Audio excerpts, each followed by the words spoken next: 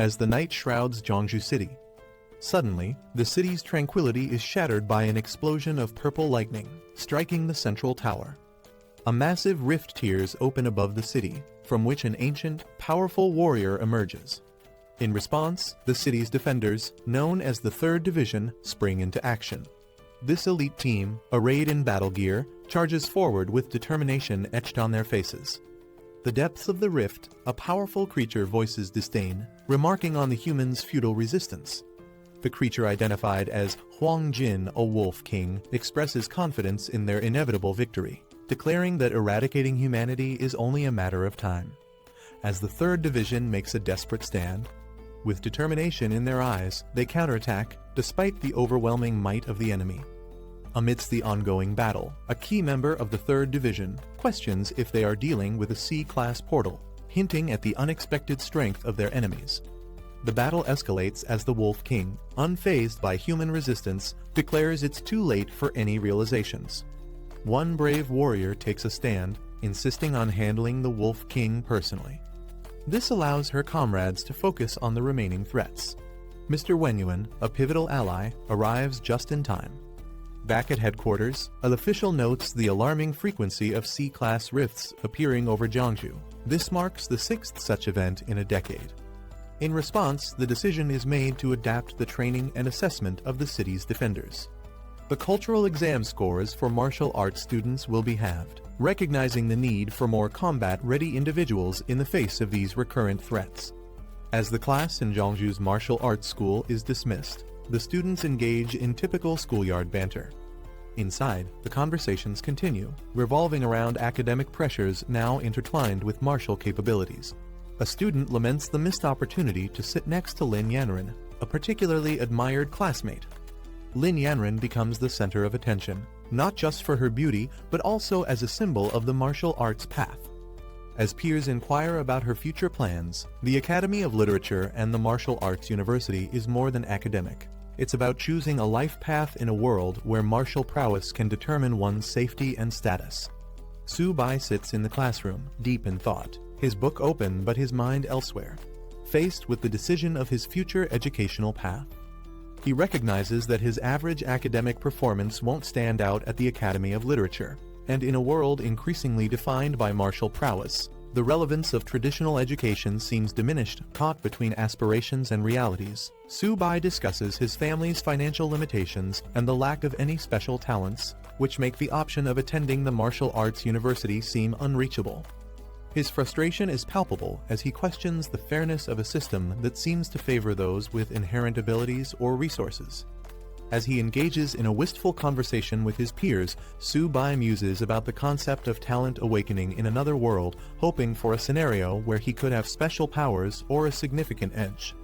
In a surprising turn of events, Lin Yanren approaches Su Bai with an unexpected proposal. Sensing his despair and frustration with the limited options available due to his lack of special abilities or financial resources, Lin offers him an opportunity to join her at the Academy of Literature without needing to pass the traditional entrance exams.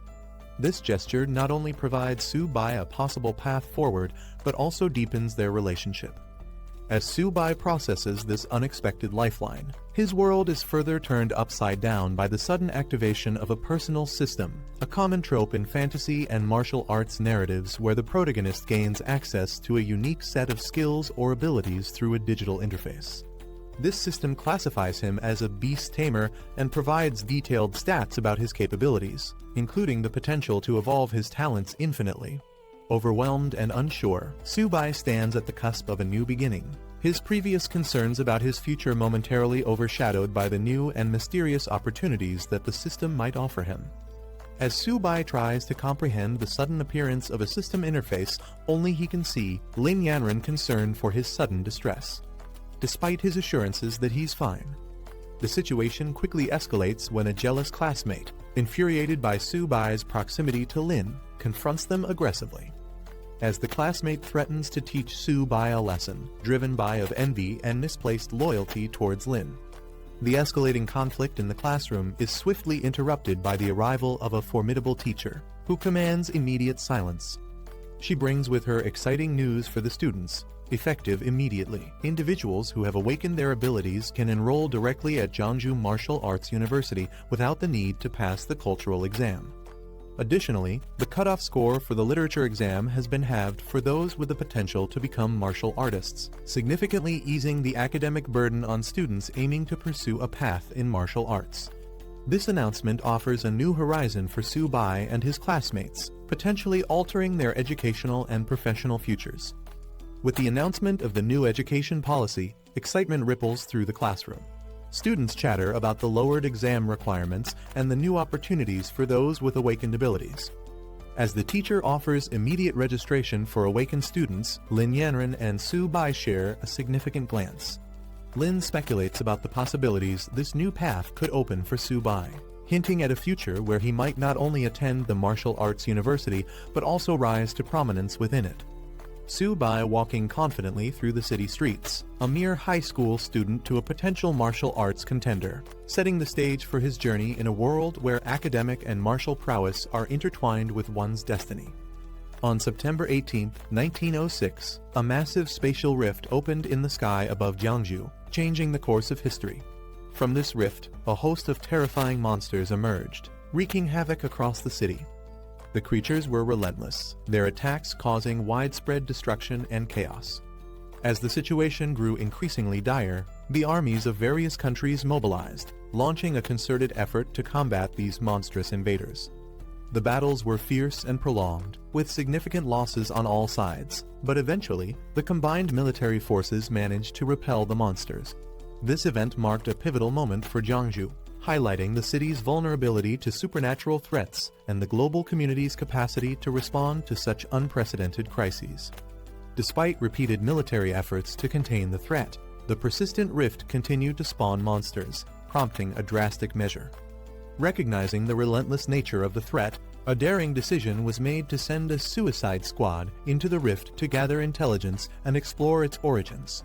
Inside, they discovered an expansive and boundless land, suggesting a complex network of worlds beyond their own. Faced with the enormity of this discovery, the world's militaries united to construct a formidable military base directly within the rift.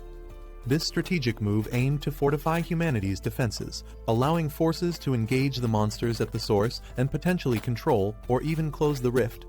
This base represents humanity's resilience and commitment to safeguarding their world from the continuous onslaught of extraterrestrial dangers. A new era for humanity officially began with the appearance of additional rifts in the sky.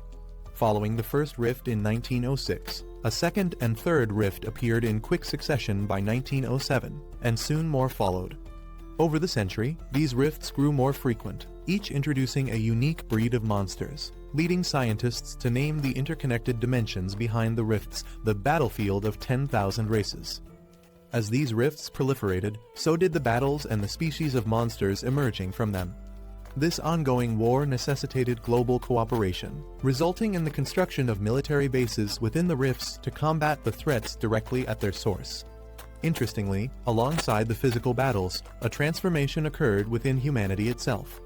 The spiritual energy of Earth began to rise, awakening latent abilities in humans, giving rise to a new era of martial artists and superpowered individuals. As the intensity of the battles escalated, traditional weaponry began to fall short, replaced by the power of these newly awakened beings. This ongoing war between humans and the myriad of alien races from the rifts has continued to the present day, profoundly impacting every aspect of life on Earth, including educational reforms like those seen at Jeonju Martial Arts University, indicating the severity and widespread nature of this global crisis. Su Bai, having activated a system that grants him the ability to tame beasts, decides to harness this newfound power to safeguard his family in a world increasingly fraught with danger. Recognizing the urgency to enhance his abilities, he resolves to attend a martial arts university backed by the military, which would not only provide him with the training he needs, but also place him in a position to directly contribute to humanity's defense against the rifts. Fortunately, Su Bai's special ability to tame beasts qualifies him for admission without the need for traditional exams, a boon that aligns perfectly with the recent educational reforms. Armed with his savings of more than 2,000 coins, he approaches the university with determination, hopeful that his financial resources will be sufficient to cover any additional expenses. As he steps into the university, he remembers that his system is supposed to automatically detect and guide him towards suitable opportunities. Yet, upon entering, nothing happens, leaving him momentarily confused. He approaches the reception, seeking guidance on how to proceed, a tangible step towards realizing his dream of becoming a protector not just for his family, but for his city as well. Upon entering the university, Su-bai, declaring his newfound ability as a beast tamer, inquires about the types of beasts available for taming. He's directed to several options, each with varying prices and capabilities. The first beast he considers is a common black cat with a netherworld sliver bloodline, priced at 36,000 yen, which he finds prohibitively expensive given his savings. His attention then shifts to a 4-eared dog, which boasts a 6-eared demon wolf bloodline and comes at a slightly lower cost of 33,000 yen. Still exploring his options, he's shown more beasts, including one priced at 56,000 yen and another at 90,000 yen, escalating his dilemma as he balances the potential of each beast against the financial constraints he faces. Confronted with these high prices, Su-bai realizes that his savings might not stretch as far as he had hoped, putting him in a position to make strategic decisions about which beast might offer the best balance of cost and potential for his journey as a martial artist. Frustrated by the high prices at the university and feeling like the options available are ripping him off, Su-bai returns home. There, he expresses his discontent with how expensive each beast is just for their bloodline. Upon his return, Su-bai's mysterious system, which had been unresponsive until now, suddenly activates and proposes an unexpected taming opportunity, a small turtle. At first, Su-bai is taken aback and even amused that the system suggests taming a turtle, especially since it turns out to be the very turtle his father has been raising. This revelation brings a moment of comic relief and a touch of irony to his journey. Despite the initial surprise and seeming triviality of the beast, this twist might hint at hidden potentials or qualities in the turtle that are not immediately apparent. This situation sets the stage for Su-bai to explore, and perhaps uncover unique abilities that could significantly aid him in his quest to protect his family and thrive in a chaotic world. After his initial shock and amusement at the prospect of taming a seemingly unremarkable turtle, Su-bai reassesses the situation. His system highlights the turtle's potential, revealing it as an ordinary beginner-level creature with a latent bloodline that can evolve infinitely and eventually attain formidable capabilities. Intrigued by this revelation, Su-bai decides to embrace the challenge, tapping into his newfound ability to see beyond the surface and explore the unique advantages his first tamed beast might offer. Choosing to accept the turtle as his ally, Su-bai's attitude shifts from skepticism to curiosity and determination. He commits to enhancing the turtle's abilities, utilizing the system's guidance to unlock and maximize its potential. This decision not only marks the start of his journey as a beast tamer, but also symbolizes his growth in adapting to the challenges of his new abilities and the realities of a world where the supernatural becomes an everyday element of survival and combat. Su-bai's initial skepticism about his first tamed beast, a turtle, quickly transforms into delight as he discovers its potential. The turtle, affectionately named Zio-ba, turns out to possess the Xuanwu holy bloodline. Despite its humble appearance and size, Su-bai recognizes the turtle's significant potential and decides it's worth far more than he initially thought, refusing to consider replacing it for anything else. At home, Su-bai's enthusiasm about his new beast is met with protective suspicion from his sister, Su-zayomai, who asserts her attachment to Zio-ba, referring to it as Daddy's baby. As Su-bai and his sister interact with Zio-ba, the turtle unexpectedly demands food, revealing a more lively and engaging personality than Su-bai anticipated. Su-bai's situation escalates as Zio-ba, the seemingly unremarkable turtle, reveals a ravenous appetite that surprises everyone, including Su-bai and his sister Zayomai. When Su-bai notes the turtle's insatiable hunger, he speculates it might be a sign of impending evolution, hinting at the turtle's hidden potential linked to its holy bloodline. As Su-bai scrambles to find more food to satiate Zio-ba's hunger, the situation at home becomes chaotic. The turtle's appetite leads to an uproarious scene, leaving the house in disarray. Return home to what appears to be the aftermath of a robbery, only to find it's their son's new pet causing the commotion.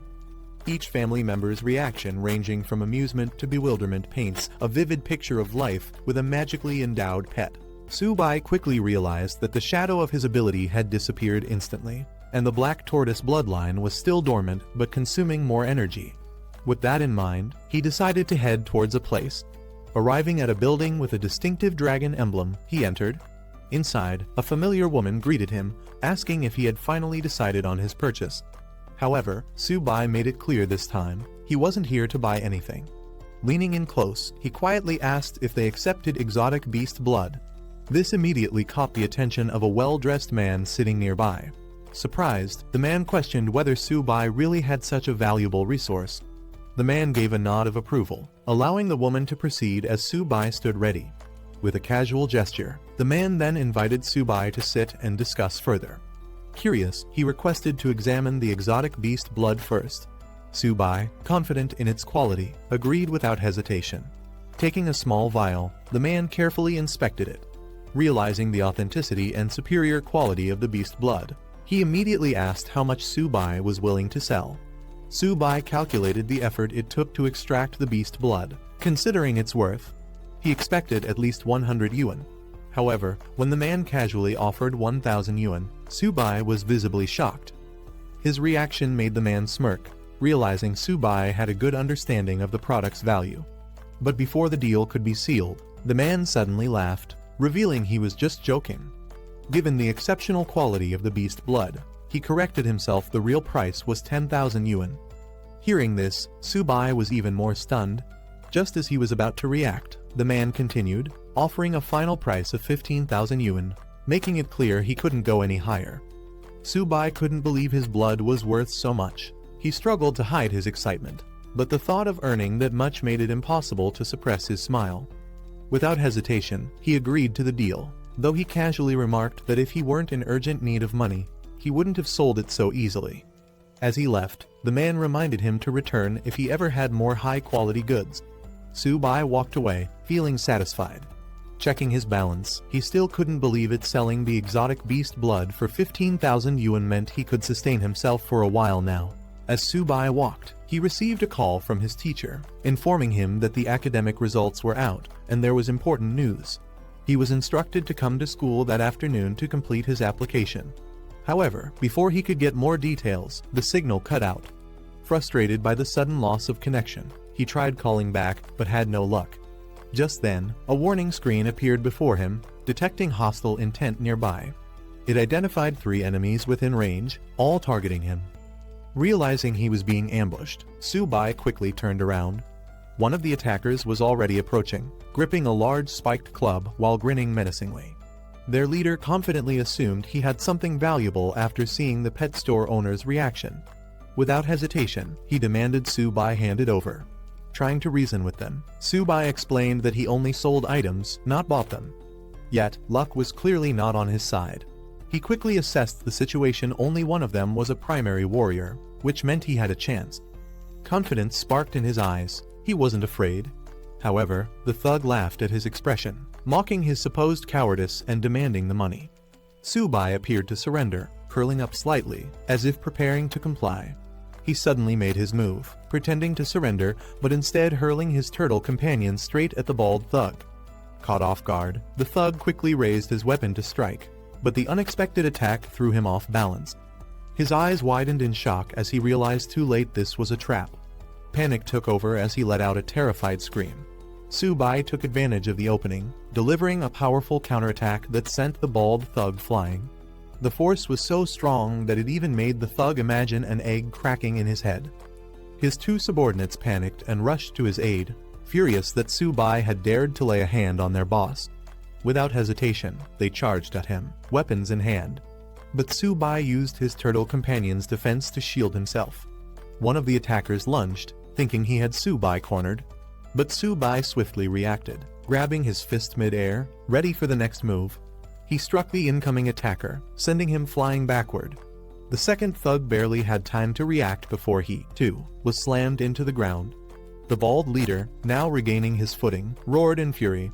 His face twisted with rage as he crawled forward, vowing to kill Su-bai. Su-bai quickly prepared to retreat. He called out to his turtle companion, signaling to pull back before things escalated further. With precise movements, he countered the bald thug's charge, flipping him over and sending him crashing hard into the ground. The thug howled in pain, his earlier confidence shattered. Subai stood tall, looking down at his fallen enemies. They had provoked him, and now they were paying the price.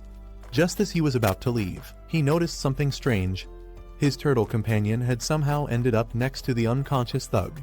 Subai noticed his turtle companion holding something glowing in its mouth. Curious, he rushed over, questioning what it had found. Before he could react, the turtle tossed the object into the air. Subai caught it, realizing it was a Kai and blood potion, an incredibly valuable item worth tens of thousands. Shocked, he muttered that warriors typically absorb this potion over an entire month. Yet, his turtle had consumed it all in one go.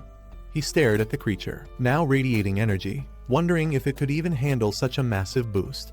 Subai's eyes widened as he felt a surge of power coursing through his body. His entire being radiated energy this time. The feeling of growing stronger was overwhelming.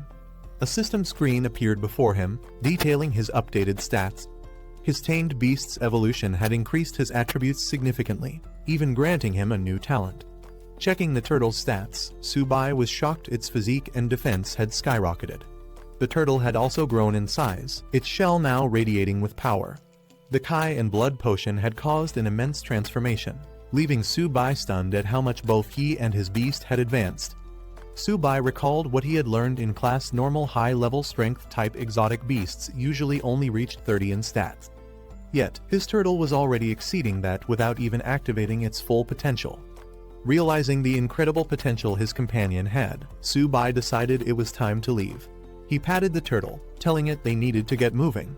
Meanwhile, back at school, the academic results had been released, and it was time to submit applications. However, there was also a major announcement. Tomorrow, a special admissions teacher from Marshall University would arrive to conduct an ability test. This was a rare opportunity, as only 2 students would be guaranteed a spot. In class, Lin Yanren asked Subai if he had decided between the Humanities Institute or Marshall University. Without hesitation, he declared that he must get into Marshall University. Surprised, she reminded him that she had asked him to apply to the Humanities Institute with her. Marshall University sends students to the battlefield. It's dangerous, and she was clearly worried. She hesitated, bringing up his grades, implying that he might not be suited for such a path. But Subai remained firm. Someone had to go to the front lines, and he saw it as a good thing. With a confident smile, he revealed his real reason: he wanted to protect someone important. Lin Yanren's heart skipped a beat as she wondered, could he be talking about her? In the classroom, the teacher asks Lin Yanren which institution she plans to apply to. She hesitates, considering her options. A classmate assumes she'll choose the Humanities Institute since she hasn't awakened any abilities or trained physically. Still undecided, Lin Yanren responds that she needs more time to think. Meanwhile, the teacher emphasizes the importance of this decision, instructing students to take their report cards home, discuss with their parents, and submit their applications by tomorrow. As the school day ends, the announcement echoes schools out. The students acknowledge the teacher before heading out. As Lin Yanren relaxes in a medicinal bath, she calls Subai. She announces her decision: she's applying to Marshall University. She hints at a surprise, leaving Subai stunned. Subai, in the middle of training, can't believe what he just heard. He questions if she's serious, but Lin Yanren affirms her choice without hesitation. Not wanting to drag out the conversation, Subai ends the call, saying he has urgent matters to handle. The students gathered as an announcer introduced the military martial arts instructor, Zhang Kai, welcoming him to the stage. A woman addressed the students, explaining that Zhang Kai wasn't just an instructor, he was also their principal and a respected senior. Taking the microphone, Zhang Kai immediately reminded them of the academy's brutal reality, revealing past survival rates. A year ago, 126 students had joined, but only 65 remained.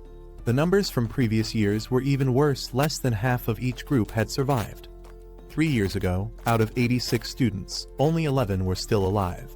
He made it clear that he wasn't trying to scare them, but to ensure they understood the truth. Being part of this academy wasn't something to celebrate, it was a constant fight to stay alive. Subai listening as the speech continued. The challenges ahead were clear: duty, responsibility, and the danger of protecting their nation. The instructor then addressed the crowd, reinforcing the academy's purpose. Wuda was a place where the strong were forged. He asked if they aspired to be part of the elite, and the students responded with a unified roar of determination. Satisfied with their enthusiasm, the instructor expressed his anticipation for their performance in the entrance exam. Jiang Kai called out to Subai. He turned, acknowledging the call, while Lin Yanren observed from the side. Approaching him, Jiang Kai confirmed his identity and informed him that a spot had been reserved for him at Wuda. He was instructed to head there immediately and prepare for the entrance examination. Subai was shocked to hear that a reserved spot had been arranged for him. He couldn't believe it, but the instructor confirmed that a vehicle was waiting to take him to the academy's entrance. Meanwhile, other students reacted with surprise and frustration. Some called it favoritism, while others wished they were in his place, envious of the special treatment. Shortly after, the students arrived at Wuda. The instructor announced their arrival, instructing them to disembark. As they stood outside, the instructor called for the students to follow, signaling the beginning of their journey at Wuda. As Subai and the students explored Wuda, they came across a towering stone pillar engraved with the school's motto. The inscription spoke of unwavering honor and dedication to the nation. Subai was impressed by its grandeur, while another student explained its significance. The instructor then led the group forward, guiding them to collect their uniforms before heading to the dormitories. Once there, she directed the male students to their designated area, informing them that they would soon receive further instructions regarding the examination. Subai acknowledged her guidance before heading inside. Reaching his assigned room, Subai reflected on the importance of resources in martial arts training. Inside the dormitory, a red-haired student showed off a rare bottle of medicine, explaining that it was made from extremely rare monster blood his father had acquired. He emphasized how valuable it was, something most people would never see in their lifetime. The others were fascinated, some admitting they had never encountered anything like it before, while one mentioned having bought similar products, but never something this rare. At that moment, Subai entered the room, introducing himself as their new doormate in room 303. A student Han Jiagang acknowledged him, noting that now everyone was present. He then introduced the other two students Tao Jiajun, who casually greeted Subai, and Fan Keon, who gave a friendly nod. Han Jiagang's doormates welcomed Subai, telling him there was no need for formalities since they were all roommates. They showed him the rare monster blood that Han Jiagang's father had obtained, explaining that it was difficult to acquire and required extensive effort to find. Subai, while unpacking, was surprised to hear it came from Yu Mountain and wondered if he was the one who had originally sold it. He casually asked about its price, assuming it must have been expensive.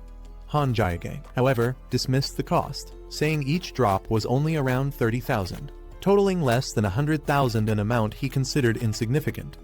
Hearing this, he realized that he had originally sold it for 30,000, but someone had resold it for triple the price.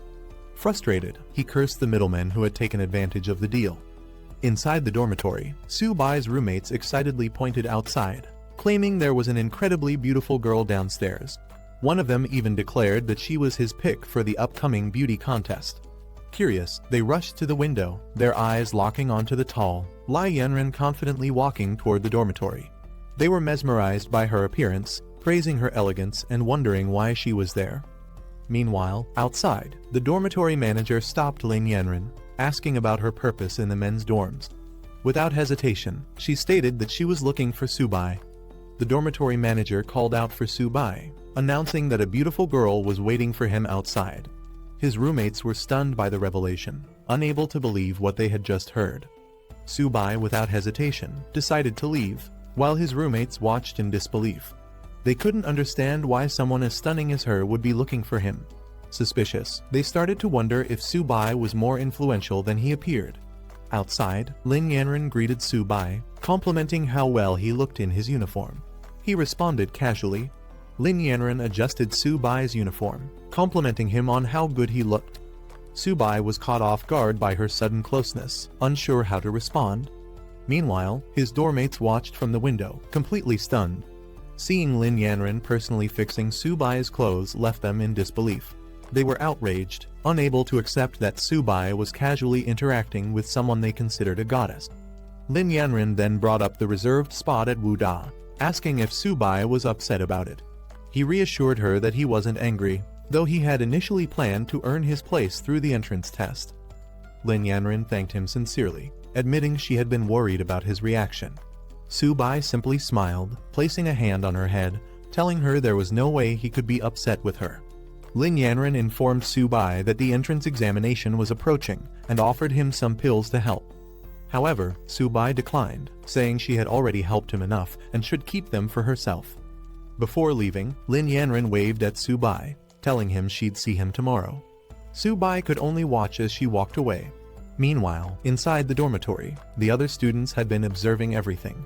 Shocked that Su-bai had not only interacted closely with Lin Yanran, but had even touched her head, they were desperate to find out who he really was. Back in the dorm, Su-bai returned to a completely different atmosphere. His roommates, who were once skeptical of him, now treated him with newfound respect, calling him Brother Su and eagerly inviting him to sit with them. Su-bai's dormmates surrounded him, eager to know about his connection with Lin Yanran. He casually mentioned that they were just high school classmates, but they weren't convinced, insisting he was being too humble. Taking advantage of their newfound camaraderie, Han Jiagang suggested that since they were dormmates, Su-bai should invite Lin Yanran to bring some of her friends over. Su-bai was caught off guard, unsure how to respond. To celebrate their first meeting, Han Jiagang proposed taking Su-bai out for a good meal and a chat. The others quickly agreed, deciding to handle all the arrangements themselves while telling Su-bai to rest. As they excitedly rushed out, Su-bai was left standing there, slightly overwhelmed by how quickly their attitude toward him had changed. After his dormmates left, Su-bai reflected on how interesting they were. He then took out Little Ba, letting it stretch out and breathe. Curious about what Lin Yanran had given him earlier, Su-bai checked the package and found a blood essence potion. He smiled, realizing that it would be beneficial for his little companion Little Ba. With a mischievous grin, Su-bai teased Little Ba, asking if it knew what to do after consuming the potion. Meanwhile, his dormmates arrived at an extravagant hotel for their gathering. Su-bai was surprised at the high-end choice, questioning if it was necessary. However, Han Jiagang assured him that all he needed to do was enjoy himself and leave the rest to them.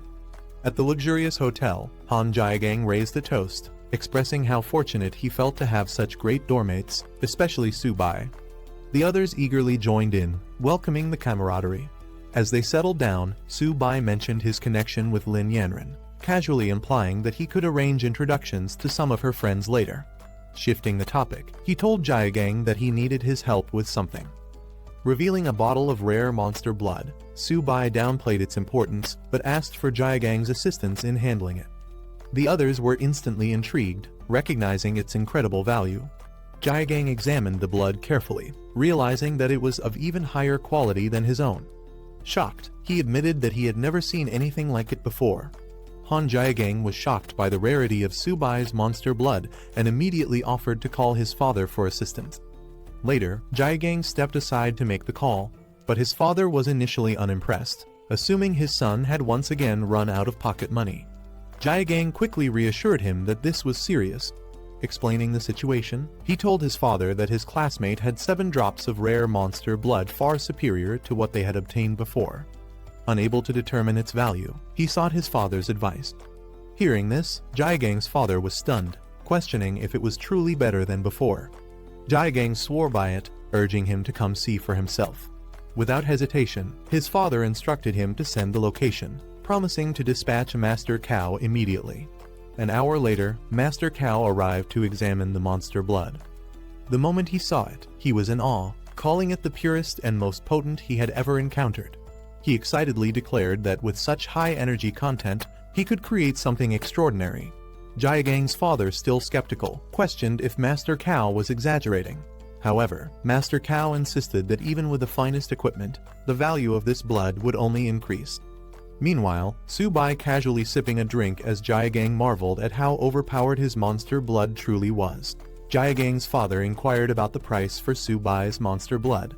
However, Su-bai clarified that it wasn't for sale, he was only willing to exchange it for blood essence of equal value. Acknowledging their connection through Jiagang, his father assured Su-bai that he wouldn't be shortchanged. He offered to take all the monster blood in exchange for 14 bottles of blood essence, a deal that Su-bai readily accepted. With a knowing smile, Jiagang's father then made an unexpected offer. He invited Su-bai to join the Han family, promising free resources and additional benefits.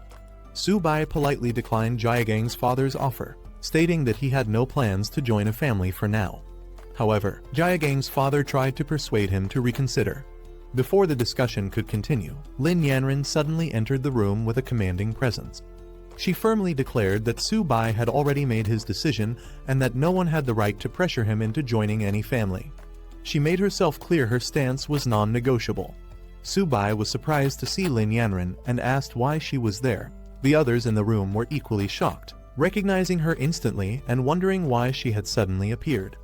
Lin Yanren casually stated that she had come to take care of her own matters and hadn't expected to run into Su-bai. Meanwhile, Jaegang's father and Master Cao observed the situation closely. Jaegang's father was clearly unsettled, realizing there was something significant about her presence. As Master Cao tried to explain who she was, his expression changed to shock as he fully grasped her identity. Jaegang's father explaining that it's all a misunderstanding. He insists that Su-bai and his son are not just classmates but also close brothers. Lin Yanren asking if he's heading back to school. She suggests they go together. Su-bai nods saying he's done with his matters here and is ready to leave. Before leaving, Su-bai bids farewell to Jaegang's father and Master Cao, telling Jaegang that they'll meet back at the dorm. Jaegang's father responds, wishing him well. As Su-bai walks away with Lin Yanren, Jaegang suddenly panics and rushes forward, calling out to her, saying he's heading back too. But his father grabs him, scolding him and demanding he come back, clearly frustrated by his reaction. Jaegang's father sternly advises him to get along with Su-bai, emphasizing that the future of the Han family might depend on their relationship. Jaegang is confused by this statement, but is even more shocked when his father warns him to keep a respectable distance from Lin Yanren. Later, Jaegang questions his father, wondering why he never noticed how exceptional both Su-bai and Lin Yanren are.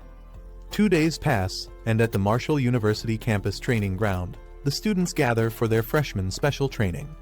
The instructor announces that this session's training will take place at a significant location. The students are stunned to learn that they will be training at the battlefield of myriad races, a place filled with danger. Some voice their concerns, questioning the safety of such a decision. The instructor reassures them that while failing the training isn't a big deal, survival is what truly matters. He assures them that the designated training area has been secured and that their safety will be ensured. The instructor announces that each class will consist of 50 students, led by a bronze-level teacher who will be responsible for their training. He encourages the freshmen, wishing them success in their training. As the students are assigned to their groups, Lin Yanren excitedly informs Su-bai that they are in the same class. Nearby, Jaegang and other students react with excitement, thrilled to be in the same class as the goddess. Su-bai, however, wonders if this arrangement was intentional. A voice calls out for Class 8 to gather. A striking woman steps forward, introducing herself as Liao Yuxin, the special training instructor for the group. Liao Yuxin confidently informs the students that she will be in charge of all training tasks. As she speaks, several students are captivated by her striking appearance. Then, she announces their first task, writing a will. The students are stunned, their excitement immediately turning into panic. Some hesitate, questioning if she was serious, while others start to grasp the reality of the training. She gives them a day to complete this task, instructing them to gather at the teleportation plaza at 8 am for their departure to the battlefield of myriad races. Some students wonder if their lives are truly at risk, while others start worrying about the future. A few are left reflecting on their unfinished goals, realizing they might not return. Lin Yanren asks Su-bai about his plans before departure. He replies that he doesn't have much to prepare and plans to head back to the dorm. As they part ways, she tells him they'll meet tomorrow. Meanwhile, other students feel the pressure of the upcoming battlefield training and focus on their preparations. Later, at the dorms, a group of students invites Su-bai to join them for a fun night before their departure. However, Su-bai declines, saying he has things to take care of. Jaegang, understanding his decision, offers to bring anything back for him if needed. Su-bai acknowledges and lets them go. Jaegang notices Su-bai's pet turtle and comments on its tough shell. Su-bai introduces it as Little Bai, explaining that it's quite a foodie. As the others leave for their night out, they bid farewell to Su-bai, who stays behind. He tells them to enjoy themselves. Alone in the dorm, Su-bai prepares food for Little Bai, teasing it for always eating. He lets it feast, reminding it to prove its worth on the battlefield. Meanwhile, he prepares his own supplies, making sure everything is ready for tomorrow. Little Bai eagerly devours its meal, and Su Bai reassures it that no one will take its food away. As Su Bai feeds Little Bai, a notification appears, announcing that the tamed beast has evolved into an ordinary high-tier beast. Along with Su Bai's level increasing, Little Bai gains a new talent, Heavy Strike. A detailed status screen reveals Little Bai's improved attributes, including Constitution, Defense, and Agility. Its talents now include Shell Defense, which boosts defense when fully retracted, Turtle Skin Defense, which enhances durability at the cost of stamina, and Heavy Strike, which increases attack power depending on stamina consumption. Another screen displays Su Bai's updated stats, confirming that he, as a beast tamer, benefits from his beast's evolution.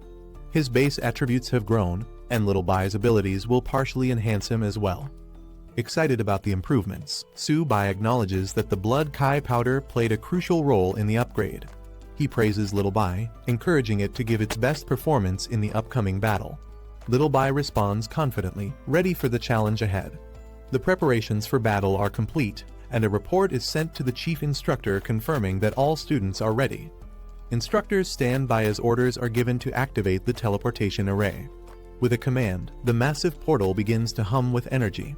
Students marvel at the enormous teleportation array, acknowledging that only Marshall University could provide such a grand sight.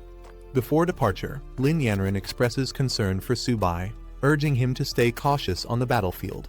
Su Bai reassures her with confidence, promising that they will complete their mission successfully. She nods, wishing him luck as they prepare to embark on their journey. As the teleportation process begins, Su Bai and the students step forward, preparing for the transfer. A bright glow surrounds them as the command is given. The students arrive at their destination, disoriented but amazed. Jiagang stumbles slightly, exclaiming in surprise, while others look around in awe. A student wonders if this is the military base within the battlefield of myriad races. They take in the vast structure, realizing they have truly arrived. Some are excited, marveling at the incredible technology, while others remain cautious about their new surroundings. Before the excitement can escalate, Liu Yuxin commands everyone to quiet down. She addresses a high-ranking officer, Deputy Commander Liatao, apologizing for the students' reactions, explaining that they are all new recruits who haven't seen much yet. The Deputy Commander of Military Base F-269 introduces himself, making it clear that rank doesn't matter here, everyone follows his orders. He demands acknowledgement, and the students, led by Liu Yuxin, respond in unison, affirming their understanding. As the commander addresses them, Jiagang questions why they should be impressed by a mere deputy commander. However, Su Bai observes the scar on his face, recognizing that he must be a seasoned officer. The commander then assigns their first task, cleaning the battlefield. However, it's not just about clearing debris. They must also eliminate any remaining shadow cats lurking in the area. He deems it a perfect test for new recruits stepping onto the battlefield for the first time. The deputy commander explains the reward system. Eliminating shadow cats earns merit points, which can be exchanged for valuable resources like blood kai powder and body refinement elixirs, helping students enhance their strength. Hearing this, the students become excited. Jiagang and others realize why so many risk their lives to enter the battlefield of myriad races. The opportunity to exchange merit points for potions makes the mission even more rewarding. Noticing their enthusiasm, the commander smirks, acknowledging their eagerness for action. Without wasting time, he gives the order to move out. The students respond energetically, ready to start. Su Bai, confident in his skills, looks forward to accumulating merit points. He also considers how much Little Bai will benefit from this hunt, anticipating a feast for his pet. The group arrives at a section of the base where wounded soldiers are being treated. Many are covered in injuries, fresh from battle, groaning in pain as they receive medical attention. Seeing this, the students are shocked. They question whether these injuries were caused by shadow cats, the lowest-ranked monsters. Doubt and fear spread among them. If even such weak creatures are this dangerous, how will they survive? One student panics, worrying about making it back alive. However, Liu Yuxin quickly shuts down the fear-driven murmurs, reminding them that the battlefield of myriad races is not a place for hesitation. Anyone who joined Marshall University should already be prepared for danger. Lin Yanran, feeling uneasy, tells Su Bai to stay close to her in battle, not wanting anything to happen to him. Su Bai acknowledges her concern, but he knows they must remain vigilant at all times if they want to make it through alive. A soldier reports to the deputy commander that they have been guarding the northern gate and have successfully eliminated 35 beasts that attacked the camp. Awaiting further orders, the commander decides it's time for the recruits to experience the true nature of the battlefield. With a firm command, he orders the camp gate to be opened. Liao Yuxin reminds them that this is a rare opportunity. As Deputy Commander Liatao himself is leading the team, they must prove themselves in battle. Liatao warns the recruits, having left their wills behind, they must now be prepared to walk alongside death every second from here on out. The commander addressed the gathered rookies, ensuring they were ready for the mission. With their confident response, he wasted no time giving the order to move out. Meanwhile, the strike force was instructed to follow and provide protection.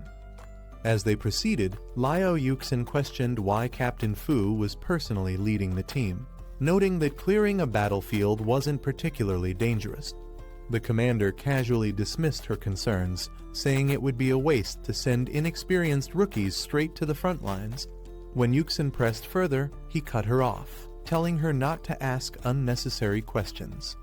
Later, as they marched, Yuxin expressed gratitude for his presence, but the commander brushed it off, stating that the students were warriors on the battlefield and it was his duty to protect them.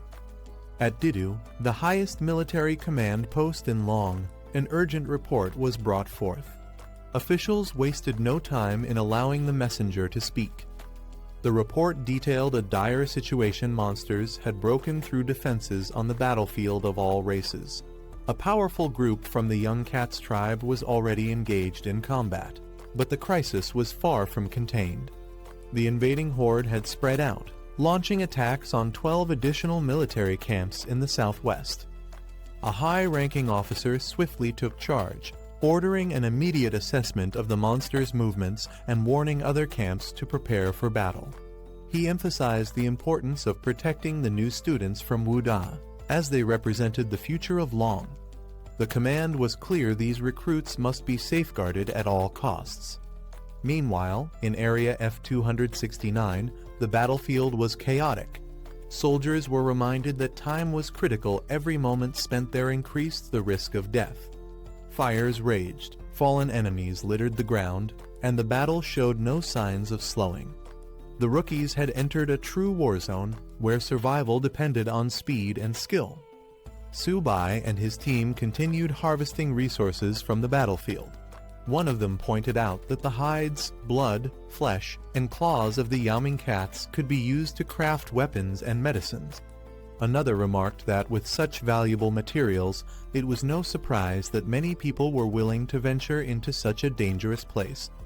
Excitedly, someone announced they had found another monster core, celebrating their luck.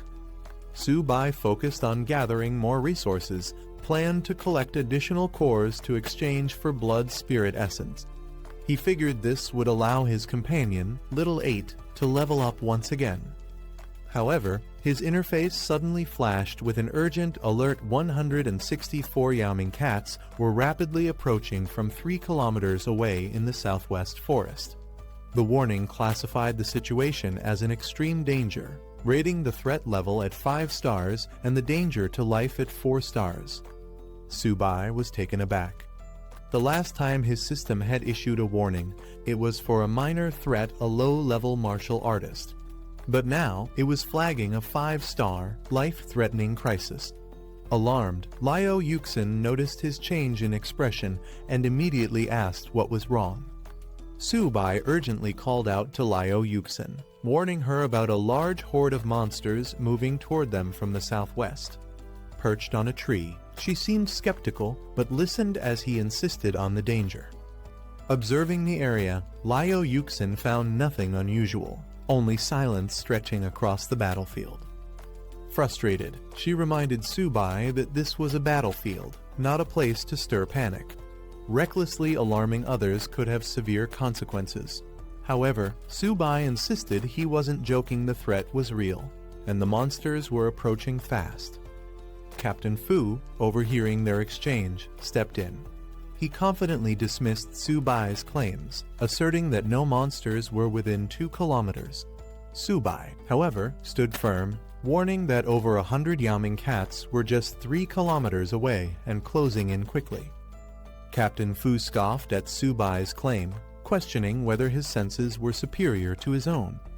Liao Yuxin, trying to de-escalate the situation, suggested that Su Bai was simply overreacting due to his inexperience in battle and that it wasn't worth wasting time on. However, Lin Yanren stepped forward, insisting that no conclusions should be made without proper verification. She declared her trust in Su Bai, leaving Captain Fu momentarily speechless. Determined, Su Bai addressed everyone, urging them to believe him. He explained that as a monster tamer, he possessed an exceptional sense for detecting danger. This revelation surprised the group, with some questioning why the school hadn't documented such an important ability. Su Bai clarified that since he was guaranteed a spot at Wu Da, his special abilities weren't officially recorded. Doubts spread among the others if he truly had the ability to tame monsters. Why had no one seen any proof of it? A sudden cry rang out as the Yaoming cats finally appeared, proving Su Bai's warning to be true. The group quickly realized the sheer number of enemies approaching, forcing them to act fast. Orders were given to form a defensive formation immediately. As the threat grew, the call for reinforcements was sent out. However, bad news followed. Nearby camps were also under attack, meaning no backup would be coming. They were on their own. Liao Yuxin expressed her concern, questioning if there were truly over 100 monsters. Without reinforcements, the students stood little chance against such an overwhelming force.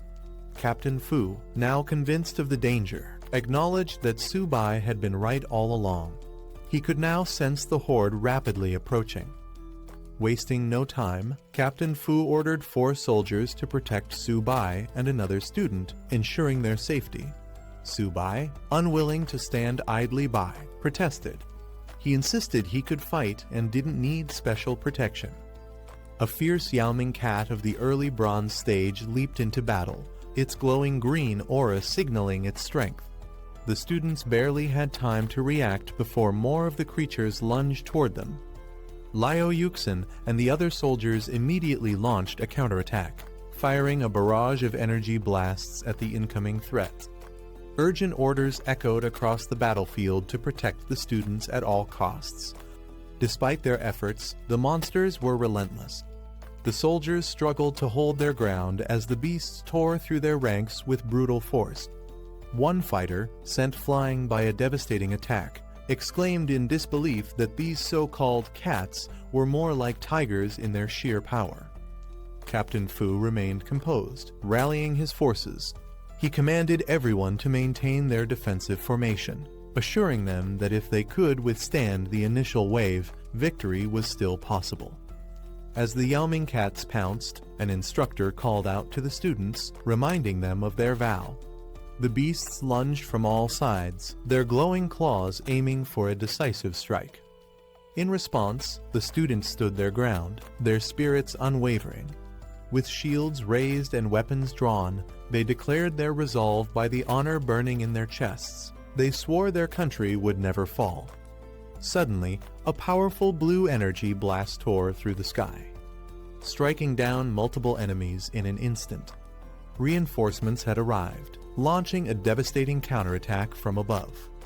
As the battle intensified, Zhang Mani leaped into action, commanding the others to hold the Yaoming cats at bay while she rained arrows upon them from above.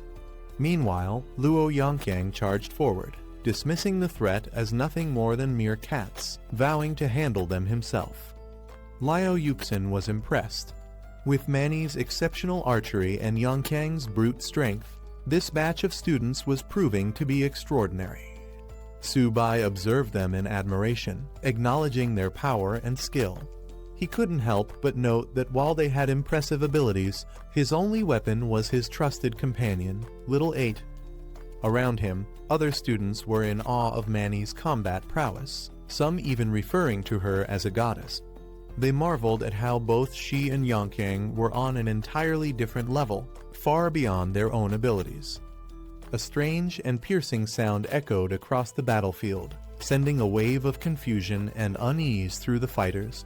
Alarmed, one of the soldiers shouted for everyone to cover their ears, but the unsettling noise had already disrupted their focus. The students' expressions turned grim as they realized what they were facing: the king of the Yaoming cats, a fearsome beast that had reached the middle silver stage. With its towering presence and immense aura, the Cat King radiated overwhelming power. Its stats confirmed the worst: its agility was off the charts, making it an even deadlier threat. Captain Fu, now visibly shaken, demanded an immediate call for reinforcements. A silver stage monster of this caliber had no business being here, and their chances of survival were now slimmer than ever. Determined to strike first, a warrior lunged at the Yaoming Cat King, dismissing its threat and launching an attack. Another student attempted to assist, aiming to disrupt the beast's vision and create an opening. However, Liao Yuxin's expression turned to panic as she realized the recklessness of their actions. She shouted at them to retreat, warning that a silver stage monster was not something they could handle so carelessly. Before they could react, the Cat King countered with a devastating energy attack, sending its challengers flying through the air. The overwhelming force of the beast was undeniable, and the reality of its power became clear as one of the students crashed hard into the ground, unable to withstand the impact. Liao Yuxin shouted in frustration, urging the students to fall back immediately. But it was too late. The Cat King had already launched its counterattack. Seeing no other option, the soldiers provided cover fire, desperately trying to suppress the beast's advance. A terrified student found himself directly in the Cat King's path, its massive frame looming over him. With energy surging around it, the beast prepared to strike. The student screamed for help, realizing he was powerless against such overwhelming strength. Just as the fatal blow was about to land, a sudden blast struck the Cat King, knocking it back. Little Bai arrived with force, deflecting the attack and creating a moment of hope amid the chaos. Liao Yuxin and the others stared in disbelief at the unexpected newcomer. A turtle? She could hardly believe it. Another student quickly recognized it as Su Bai's beast companion, Little Bai. Su Bai stepped forward with confidence, finally revealing himself as a beast tamer. He declared that while the others should handle the smaller enemies, he and Little Bai would take on the Cat King directly. The astonishment only grew when Little Bai unleashed a powerful attack, sending the mighty Cat King flying. The students were completely dumbfounded. How could a turtle be this strong? Liao Yuxin, still trying to make sense of it, turned to Su Bai in shock. Was this truly the beast he had tamed? Nothing about it seemed ordinary. The tide of battle had shifted, but with this unexpected twist, everyone was left questioning just how powerful Su Bai and his companion really were. Su Bai commanded Little Bai to unleash its strength against the Cat King. The seemingly slow turtle suddenly moved with incredible speed, shocking everyone. The students could hardly believe their eyes. Was this really a turtle? As the battle raged, even Liao Yuxin admitted her surprise at Su Bai's abilities. No one had expected him to be this skilled, and his beast companion was unlike anything they had ever seen. With Su Bai now facing off against the Cat King, Liao Yuxin took charge of the battlefield. She rallied her classmates, calling for them to regroup and eliminate the remaining ghost cats before they could overwhelm them. The students responded with renewed determination, launching a fierce counterattack. The battle had now fully shifted into two fronts: Su Bai's showdown with the Cat King, and the students' fight to clear the battlefield. The Cat King roared in fury, unleashing a devastating attack as it pinned Little Bai under its massive claws. Energy surged through its body as it prepared to deal a crushing blow. A barrage of blue energy blasts erupted, forcing the Cat King to momentarily recoil. However, to everyone's shock, Little Bai remained unharmed, its shell absorbing the full force of the attack. The beast's legendary turtle armor defense had activated, leaving the Cat King stunned as it reeled back in disbelief. One of the soldiers looked on in pure astonishment. How was an ordinary beast holding its ground against the claws of a silver stage Cat King? What kind of monstrous defense was this? Seizing the opportunity while the Cat King was distracted, a soldier called for cover fire as he prepared to land a decisive strike. His comrades responded immediately, keeping the battlefield secure as he moved in. With precision, he targeted the beast's weak spot, its waist and abdomen. Flames erupted around his blade as he leaped into the air, ready to deliver a crushing blow. the attack came down with immense force, aimed directly at the Cat King's vulnerable point. The beast roared in pain, its body writhing under the impact. But just as victory seemed within reach, the Cat King twisted its body at the last moment, narrowly avoiding a fatal strike. In an instant, it countered, sending the attacker flying backward. The plan had failed just barely. The battle raged on as a soldier, filled with determination, charged forward with his flaming weapon. He roared at the beast, declaring that this fight would end with either its defeat or his own. Meanwhile, another group of recruits faced their own challenge. One of them confidently instructed Little Ba to unleash a special move. As the small turtle-like creature began to spin, some of the team looked on in confusion, questioning what was so special about it. Doubt filled the air as they observed the turtle rotating in place. They weren't sure how this was supposed to be an effective attack. However, one of them quickly recalled knowledge from a book, noting that the Cat King's weakness lay in its waist and abdomen. One of the recruits charged in, launching a powerful attack with a swift aerial strike, his determination unwavering. The force of his strike sent shockwaves through the battlefield, carving through the ground as energy erupted from the impact. The spinning turtle move, which had initially seemed questionable, now came into play. The energy it generated surged toward the enemy, targeting the exact weak spot mentioned in the book, the waist and abdomen. The beast, caught off guard, roared in pain as the attack connected, proving its effectiveness. Seeing the direct hit, another fighter stepped forward, ready to capitalize on the moment. A smirk crossed his face as he acknowledged that the weak spot had been struck. Now, the real challenge was whether the enemy could endure what was coming next. The battlefield raged on, but with each moment, the recruits grew stronger and more confident in their strategies. The fight was far from over, but they had proven that teamwork and knowledge were just as crucial as raw strength. The Cat King let out a final agonized roar as the attack struck its weak point. Blood dripped from its wounds as it struggled to stay on its feet, but its strength quickly faded. The once mighty beast collapsed onto the battlefield, defeated. The recruits stood in stunned silence for a moment, watching the fallen enemy. They had fought hard, but had they really won? Then, confirmation came. Someone triumphantly announced that the Cat King had been defeated. Relief and excitement spread through the group as the realization set in. One of the recruits, still processing the moment, hesitated before asking if they had truly won. The battle had been intense, and victory felt almost surreal. Then, before he could react, a teammate rushed forward, embracing him in excitement. She praised him for his incredible feat, exclaiming that he had managed to defeat a gold Cat King. Still catching his breath, he stood there, dazed, wondering if it was really over. With the battle over, admiration for Subai spread among the recruits. They praised his strength, impressed by his victory over the gold Cat King. Some, however, were more interested in his turtle companion, wondering where they could get one for themselves. Meanwhile, Little Ba, the turtle, wandered off and found something intriguing in energy-filled crystal. As it happily grabbed its newfound prize, Subai called out in exasperation, demanding it return before causing trouble. Just then, an ominous presence filled the air. One of the recruits noticed something strange in the sky. Looking up, they saw dark shapes approaching fast.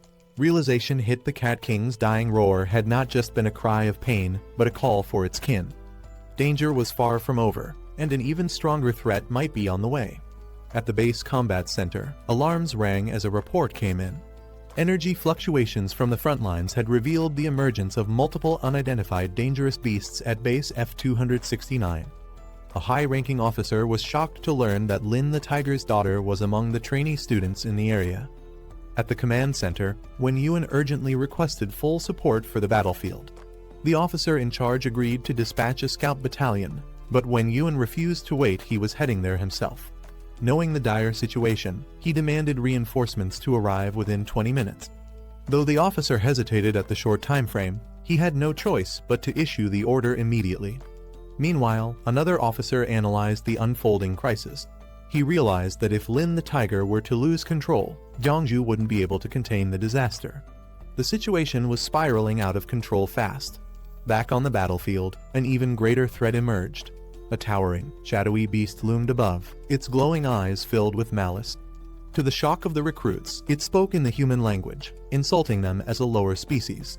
The realization hit hard. Beasts capable of understanding and speaking like humans were supposed to be at the peak of the food chain, far beyond anything they should be encountering. Panic set in as they rushed to form a defensive formation, placing their wounded in the center.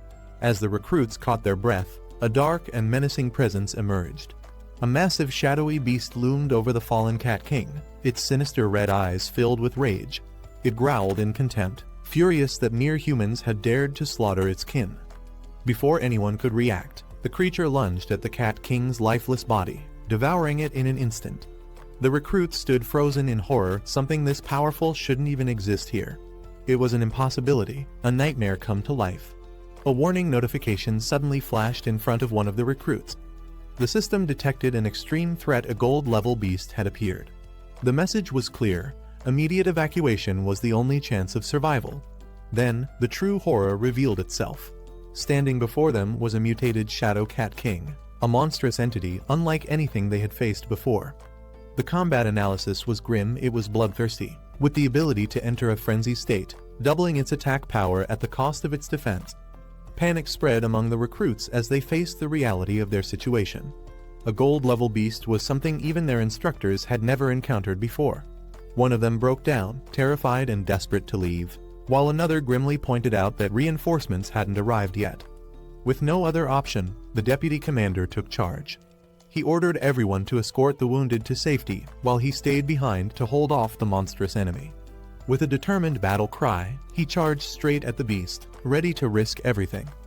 However, his courage was met with brutal reality.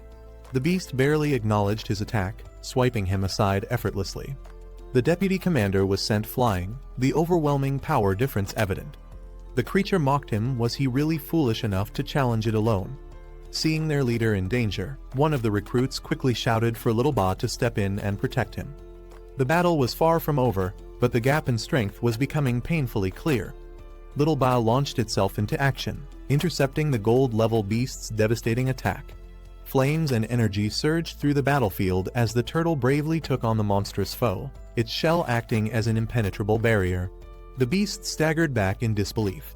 Despite its overwhelming power, it couldn't break through the turtle's defenses. It was forced to acknowledge the creature's resilience. This turtle's shell was unbelievably tough. But even the strongest defense had its limits. Deep cracks formed across Little Ba's shell as it bore the brunt of the attack. One of the recruits rushed forward, eyes filled with concern, calling out to see if the brave turtle was still alright. Su Bai staggered, blood trickling from his lips. Lin Yanren, noticing his condition, immediately panicked. He was injured. But something was off. Su Bai wasn't in a direct fight, so how could he be wounded? Liao Yuxin, observing from a distance, couldn't believe it either. She speculated that this might be due to the beast tamer talent, Origin Confluence, a rare ability.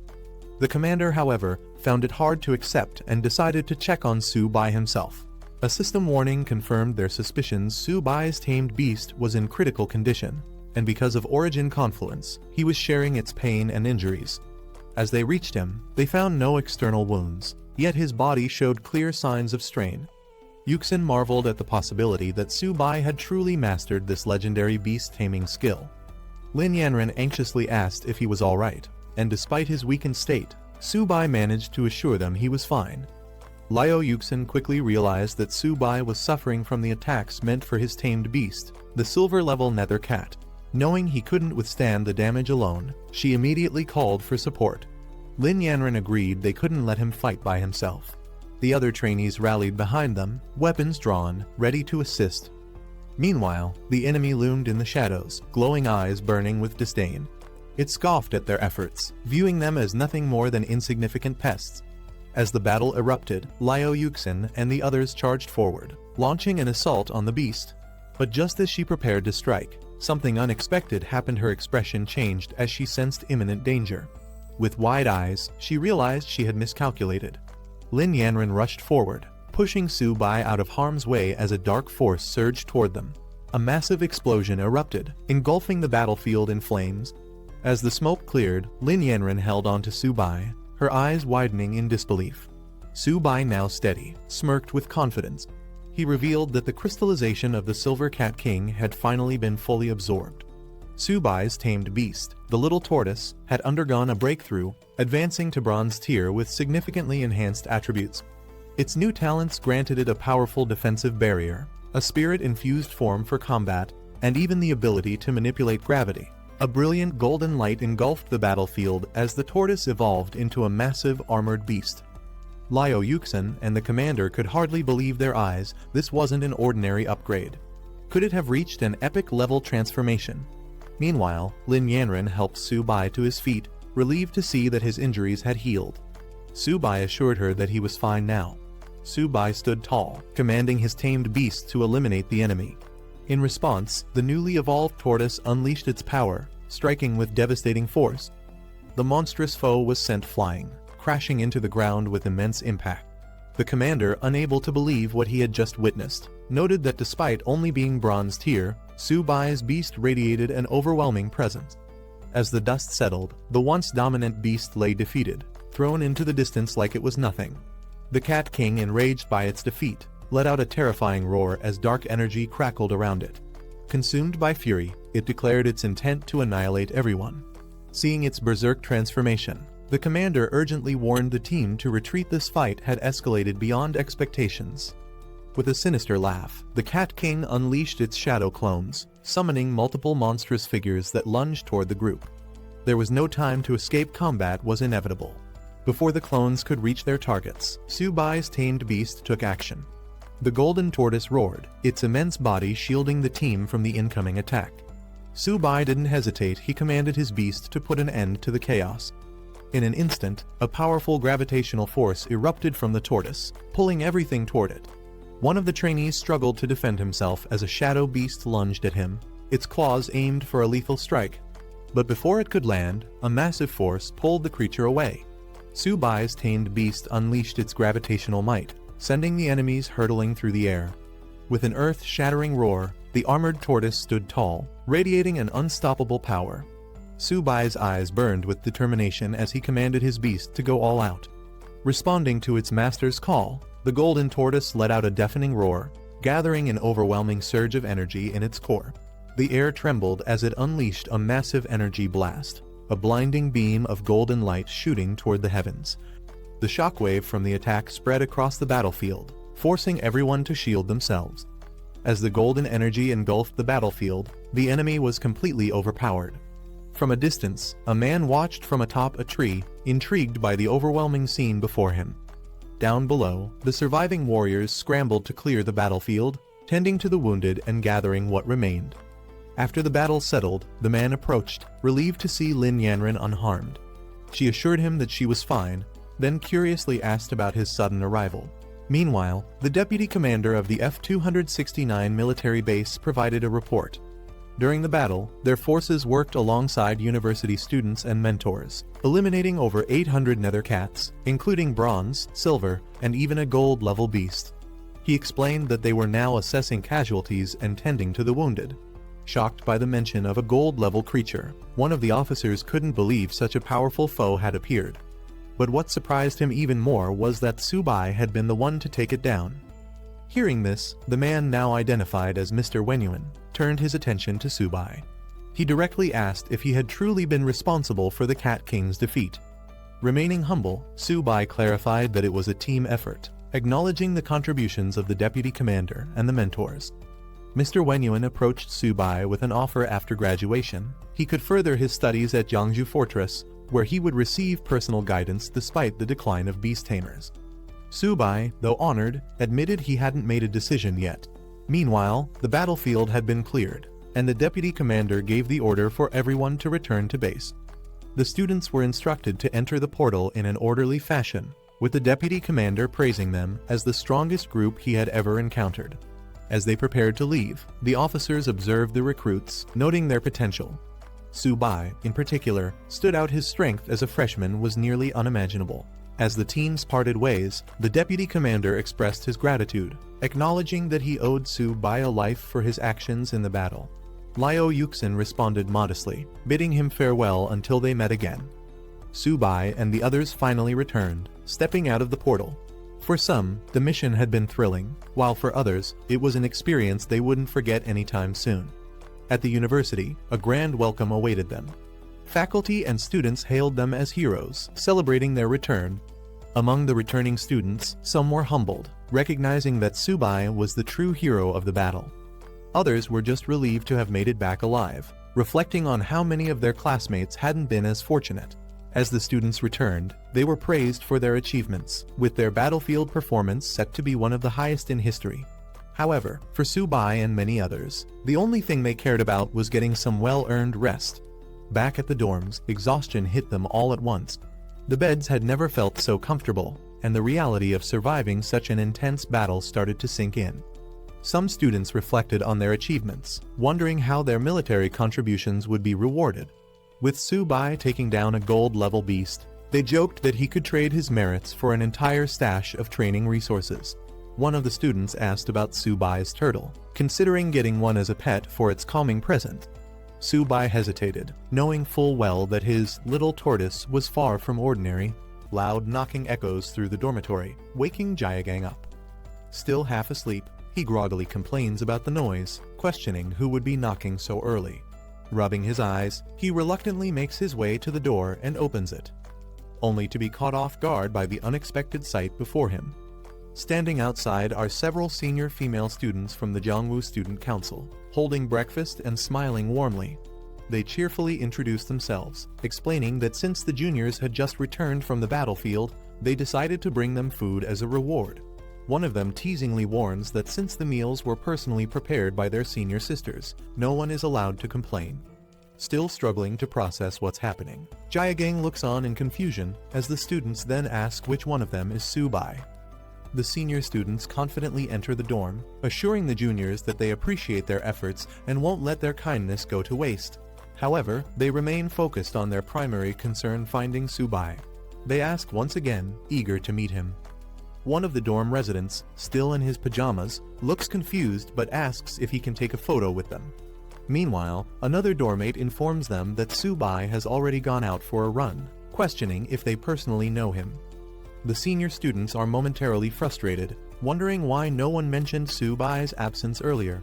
One of them remarks that Subai has become incredibly well known, implying that practically everyone in the school knows about him now. However, she laments that Subai himself doesn't seem to know her. Curious about Subai's rising fame, one of the juniors wonders if he has become popular. The senior students confirm this, suggesting they turn on the TV to see for themselves. As the conversation continues, one of the seniors playfully decides to take the breakfast away, since Subai isn't there to receive it. While Subai is out on his morning run, an urgent news broadcast airs on the country's military channel, drawing attention from students on campus.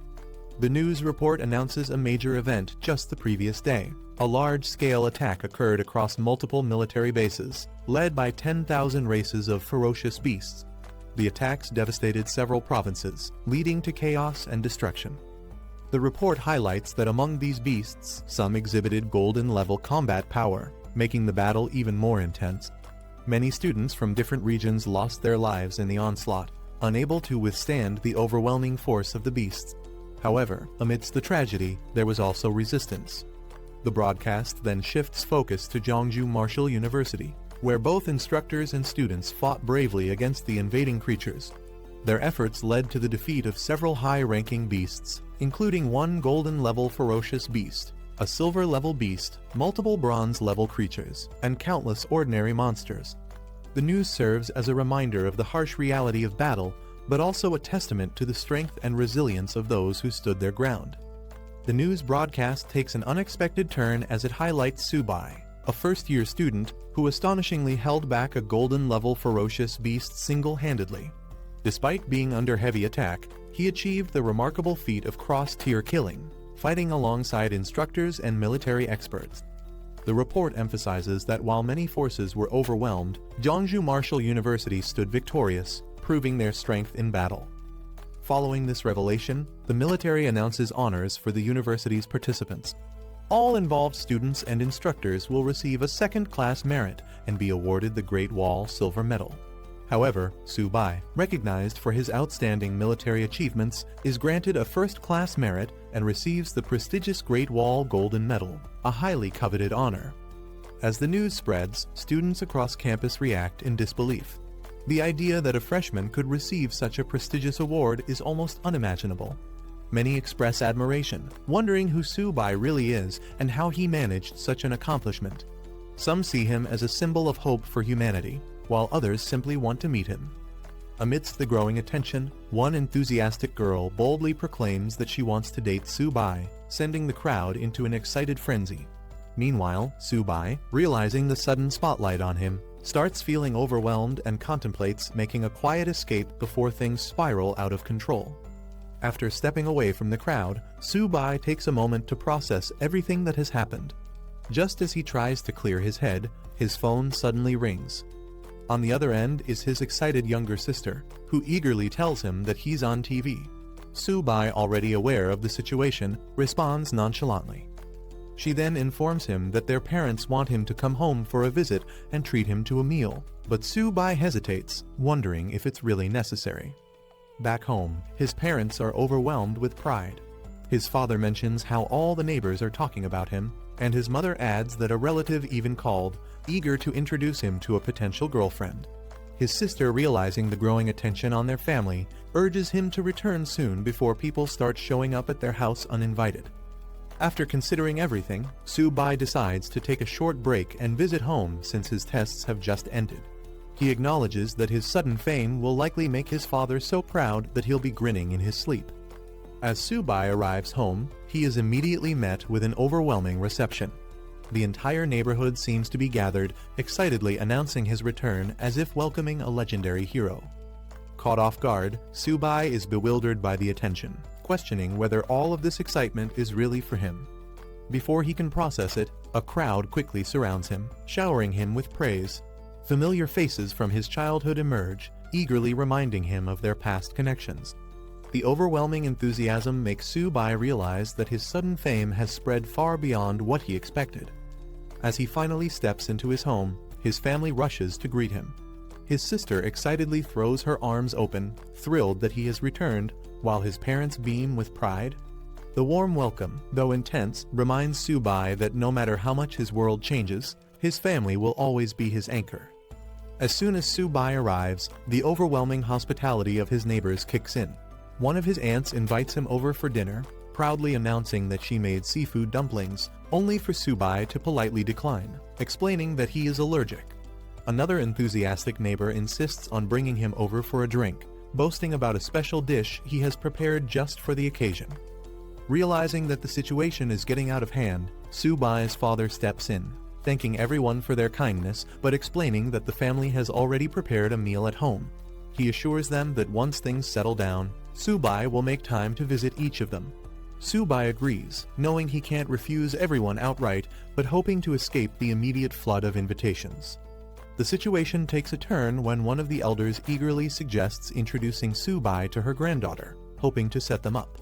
Before Su-bai can even react, another person interjects, claiming that she isn't worthy and that they should introduce him to someone else instead. Overwhelmed and unsure of how to respond, Su-bai finds himself stuck in the middle of their matchmaking plans. Later, back home, Su-bai vents to his sister, regretting that he didn't sneak in under the cover of darkness to avoid all the attention. His sister laughs, teasing him that it wouldn't have mattered one of their aunts had already stationed herself near their house, waiting to introduce her granddaughter to him no matter what. Realizing he's completely trapped by his newfound fame, Su-bai sighs, wondering how long this chaotic homecoming will last. After the chaotic welcome from his neighbors, Su-bai finally makes it home, where his parents prepare a warm family meal. His mother informs him that his father is personally cooking today, and she asks his sister to assist in the kitchen while telling Su-bai to take a break. Dropping his bag onto the couch, Su-bai slumps down and stretches, savoring the rare moment of peace. He leans back, relieved to finally take a breather after everything that has happened. A glowing Sitem screen suddenly appears before him, flickering with mysterious data. Shocked, Su-bai instinctively reacts, raising his hand as he tries to comprehend what's happening. As Su-bai stares at the system window, a message appears, notifying him that a contractable creature has been detected, a little kitten. The system prompts him with a choice, tame or give up. Confused by the sudden activation of what seems to be a Beastmaster ability, he hesitates, trying to make sense of it. His sister notices his distracted state and asks what's wrong. Su-bai, still bewildered, turns to her and asks if their family has a cat. She casually confirms, directing his attention to their pet. Looking over, Su-bai spots a small white kitten happily eating from its bowl. He questions if this is the creature the system was referring to and jokingly wonders if they could have gotten a more high-end pet. His sister, clearly attached to the kitten, defends it, saying it's adorable. She explains that she found Bai a few days ago on the road and decided to bring him home. Still processing the strange system prompt, Su-bai watches the little kitten, wondering if there's more to this unexpected situation than meets the eye. Seeing how much his sister adores the kitten, Su-bai decides to go along with it, agreeing that it's cute. However, his curiosity lingers as he glances at the system screen, which has revealed surprising information. The kitten, seemingly an ordinary stray, actually possesses a lineage of the white tiger's sacred beast and has the potential to grow infinitely strong, eventually capable of slaying gods. Shocked by this revelation, Su-bai struggles to believe that this small creature could be so powerful.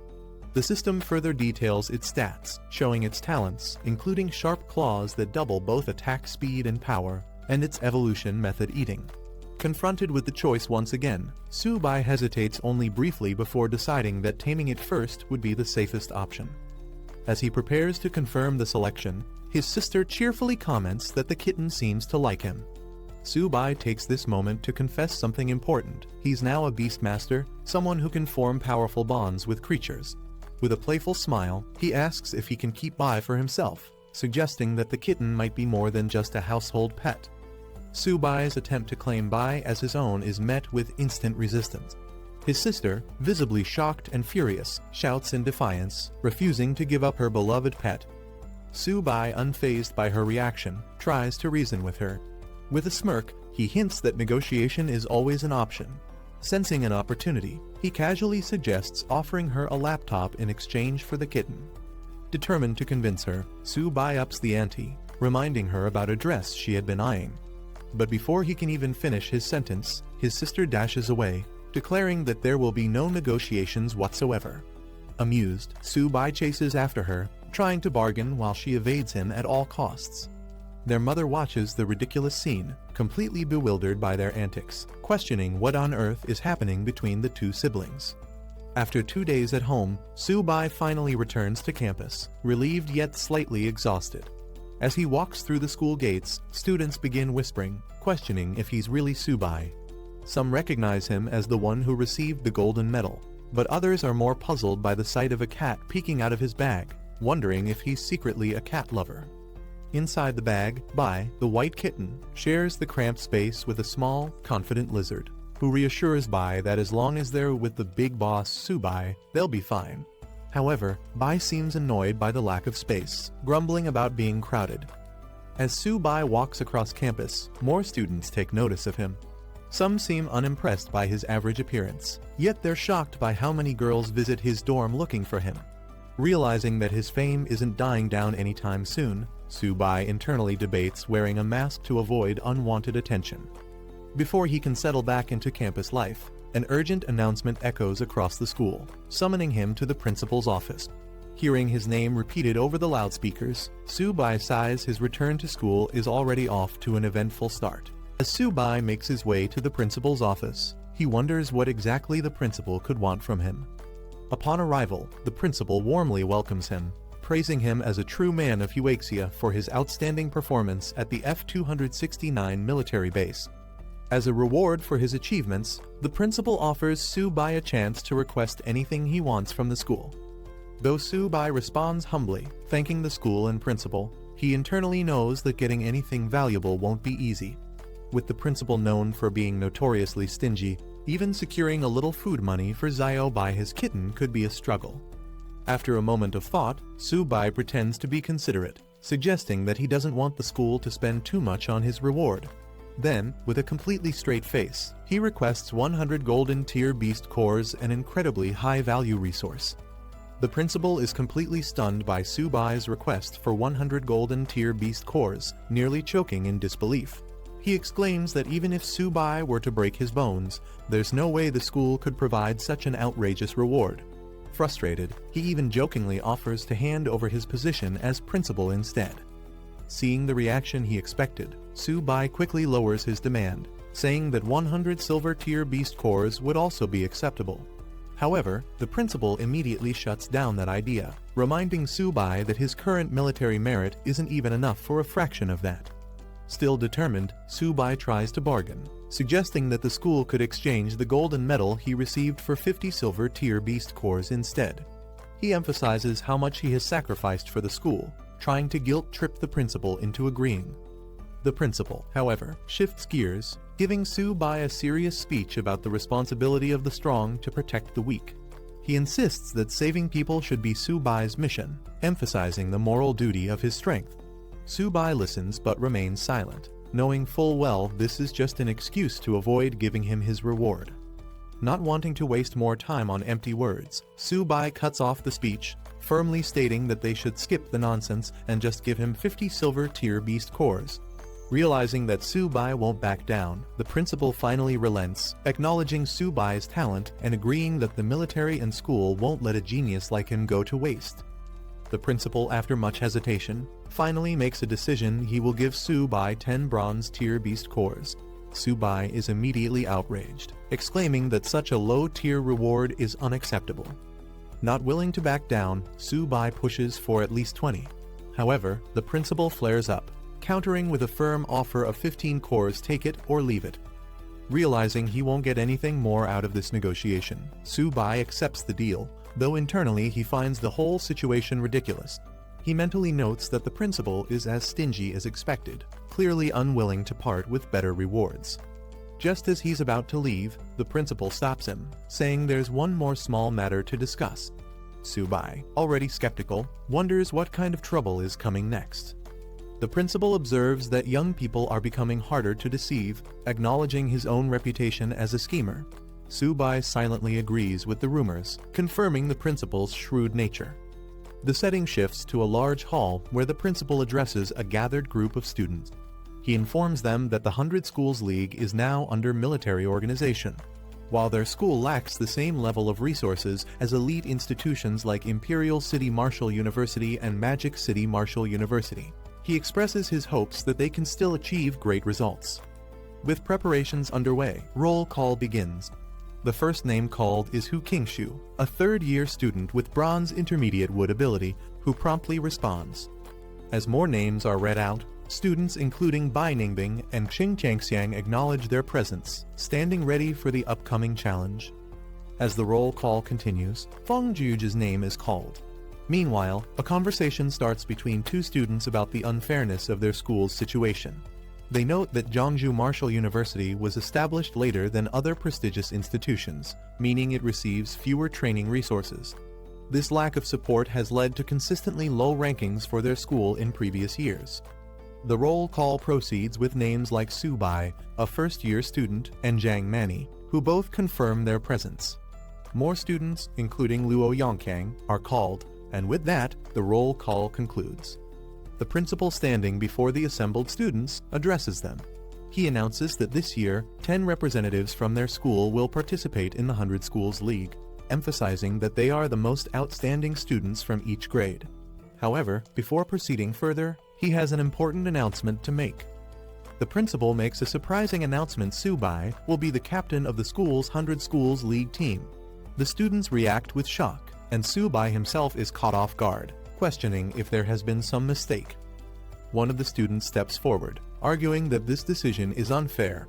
He points out that Senior Qingshu is the strongest among them in both power and experience, making him the more obvious choice for captain. Others agree, emphasizing that Su-bai is only a bronze beginner-level power user, a whole rank below Qingshu, and question why a freshman should be leading them. The principal, however, remains firm in his decision. He reminds everyone that Su-bai's strength has already been proven. He was able to slay a gold-tier vicious beast, a feat none of the other students have accomplished. Some students refuse to accept Su-bai as captain, questioning whether he really defeated a gold-tier vicious beast or if it was just luck. Doubting his strength, they directly challenge him, demanding a battle to prove his worth. Another student joins in, eager to test Su-bai himself. Feeling overwhelmed, Su-bai tries to explain that he had nothing to do with the decision and never expected to be chosen as captain. Internally, he realizes that the principal has made him a target for criticism and potential fights. Before the situation escalates, the principal intervenes, dismissing further disputes and instructing everyone to focus on preparing for the upcoming 100 Schools League, which is less than 20 days away. He encourages the students to train hard and show their best performance. Seeing an opportunity to escape, Su-bai quickly makes a run for it, pretending to have urgent matters to attend to. As he dashes off, the other students call after him, demanding answers. Meanwhile, he can't help but note how quickly the principal left the scene, avoiding any further arguments. After Su-bai hurriedly leaves, the skeptical students continue to mock him, refusing to believe he actually defeated a gold-tier vicious beast. One of them calls him a coward, convinced it must have been luck. Another, smirking, says there's no need to rush once they reach the 100 Schools League. They'll make sure Su-bai regrets being chosen as captain. Meanwhile, Su-bai returns to his dorm, excited to train and level up. He calls out to Xiao-ba, preparing to feed and strengthen his beast companions. As he sits down with his white cat, Xiao-bai, he acknowledges that the principal kept his word, providing him with 15 bronze-tier beast cores, which should be enough to boost their strength. He affectionately feeds Xiao-ba, calling it a little foodie, while assuring Xiao-bai that there's something for it as well. The two eagerly devour their food, looking forward to growing stronger. Su-bai continues feeding his two beast companions, Xiao-bai, the white cat, and Xiao-ba, the turtle. He notices that Xiao-bai's level is too low, so he starts by giving it a Kai blood elixir to boost its strength. Meanwhile, Xiao-ba keeps eating non-stop, astonishing Su-bai with its enormous appetite. As Xiao-ba devours more resources, Su-bai realizes that each bite costs a fortune, possibly worth hundreds of thousands or even millions. Frustrated, he questions just how much food the turtle needs to evolve. With only a few resources left, Su-bai warns Xiao-ba that if it still doesn't evolve, he'll give the remaining items to Xiao-bai instead. Just as he says this, Xiao-ba suddenly reacts, glowing with intense energy. Lightning crackles around it as its body begins to change, signaling that the long-awaited evolution is finally happening. As Xiao-ba continues to absorb energy, an intense golden light bursts from its body, signaling the start of its evolution. Su-bai watches in awe as the powerful transformation takes place. Meanwhile, outside the dormitory, the ground shakes violently, causing panic among the students. Some wonder if it's an earthquake, unaware that the tremors are a result of Xiao-ba's evolution. A notification screen appears, confirming that Xiao-ba has successfully upgraded to bronze intermediate level. Moreover, 30% of its Xuanwu Black Tortoise bloodline has been activated, significantly boosting its attributes and talents. Its defense has skyrocketed to 862, and it has acquired powerful abilities, including the Xuanwu Barrier, Turtle Spirit Possession, and Xuanwu Gravity, making it a formidable beast. Su-bai is thrilled, realizing that although Xiao-ba didn't gain new talents, its existing abilities and stats have drastically improved, making it far stronger than before. After Xiao-ba's evolution, Su-bai is thrilled to see that Xiao-bai has also leveled up. The system notification confirms that Xiao-bai has upgraded to a high-level normal beast, awakening a powerful new talent, Ghostly Phantom Step. Additionally, it possesses the White Tiger Sacred Beast bloodline, meaning it has limitless potential for future growth. Xiao-bai's stats have also significantly improved, with its agility increasing explosively, making it much faster and deadlier in combat. Su-bai is ecstatic, realizing that both of his tamed beasts have successfully evolved, strengthening his team immensely. Meanwhile, Su-bai himself has also advanced to the bronze intermediate level, gaining attribute boosts from both Xiao-bai and Xiao-ba.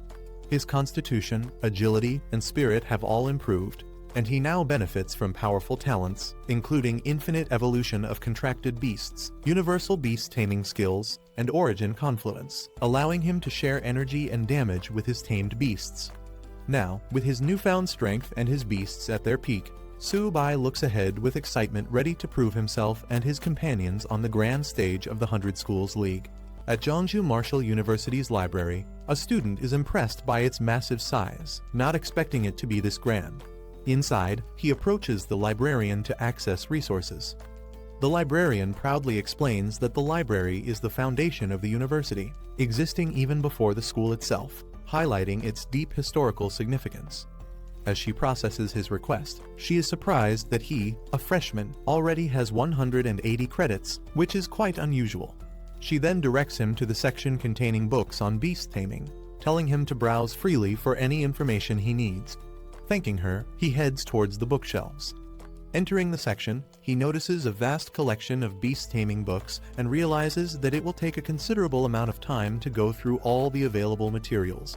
Determined, he prepares himself to dive into the study ahead. As Su-bai browses through the bookshelves, he comes across a book by someone named Luo Fan, a name that feels oddly familiar to him. Curious, he picks up the book and begins reading, coming across passages about the convergence of heaven and earth, the undying soul, and the gathering of divine weapons and sacred beasts. The text intrigues him, particularly a concept called origin confluence, which he realizes he has already mastered.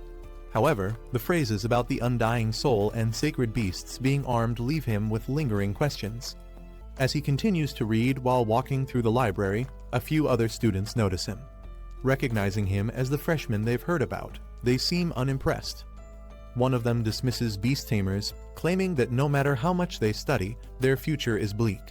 Instead of paying him much attention, they decide to head elsewhere. As Su-bai continues reading, he becomes more fascinated by Luo Fan's legacy. He learns that this powerful senior created 3 divine skills: origin confluence, sacred beasts armed, and undying soul. Not only that, but he once fought alone against an invasion from various tribes, displaying unmatched strength. However, despite his incredible abilities, he was ultimately outnumbered and fell on the battlefield. Realizing the significance of this knowledge, Su-bai decides to study the book carefully. Suddenly, something strange happens. His eyes widen in shock as an unusual energy stirs within him. The book begins to glow and float in the air, radiating an intense golden light.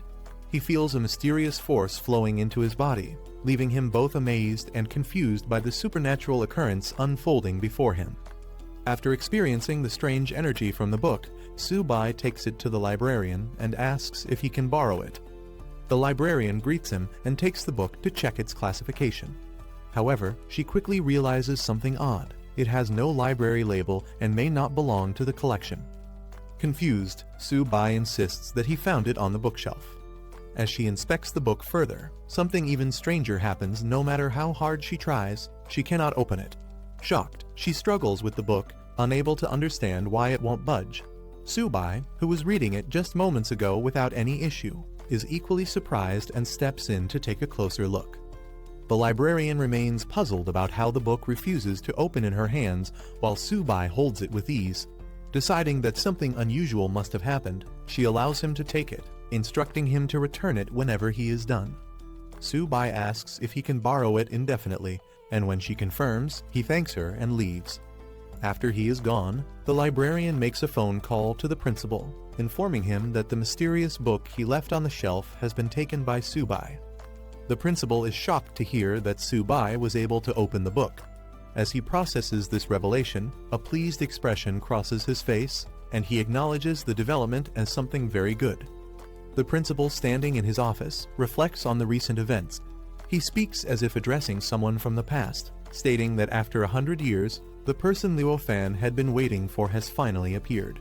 He imagines that if Luo Fan's spirit in the underworld knew about this, he would be pleased. 2 weeks later, Jeongju Martial University becomes the stage for an important event, the 100 Schools League. A large welcome sign is displayed as buses arrive from various universities. The competition is divided into 5 major battle zones: East, South, West, North, and Central, with each zone selecting 2 qualifying teams. A reporter covers the event, explaining that 8 martial universities from Jeongju Province will be competing at Jeongju Martial University. Meanwhile, a cheerful live streamer excitedly tells his audience that tickets for the tournament are scarce, promising to broadcast the entire event and even give out small gifts to viewers. The atmosphere is charged with anticipation as the competition is about to begin. Meanwhile, tensions rise as students from different martial universities arrive. A group clad in red uniforms from Longying Martial University is immediately met with hostility from Fuchuan University's team, dressed in blue and white. The 2 sides exchange sharp words, with one mocking Longying for showing up just to be beaten, while the other fires back, insisting that the outcome is far from decided. Their rivalry is evident as they prepare to prove themselves in the competition.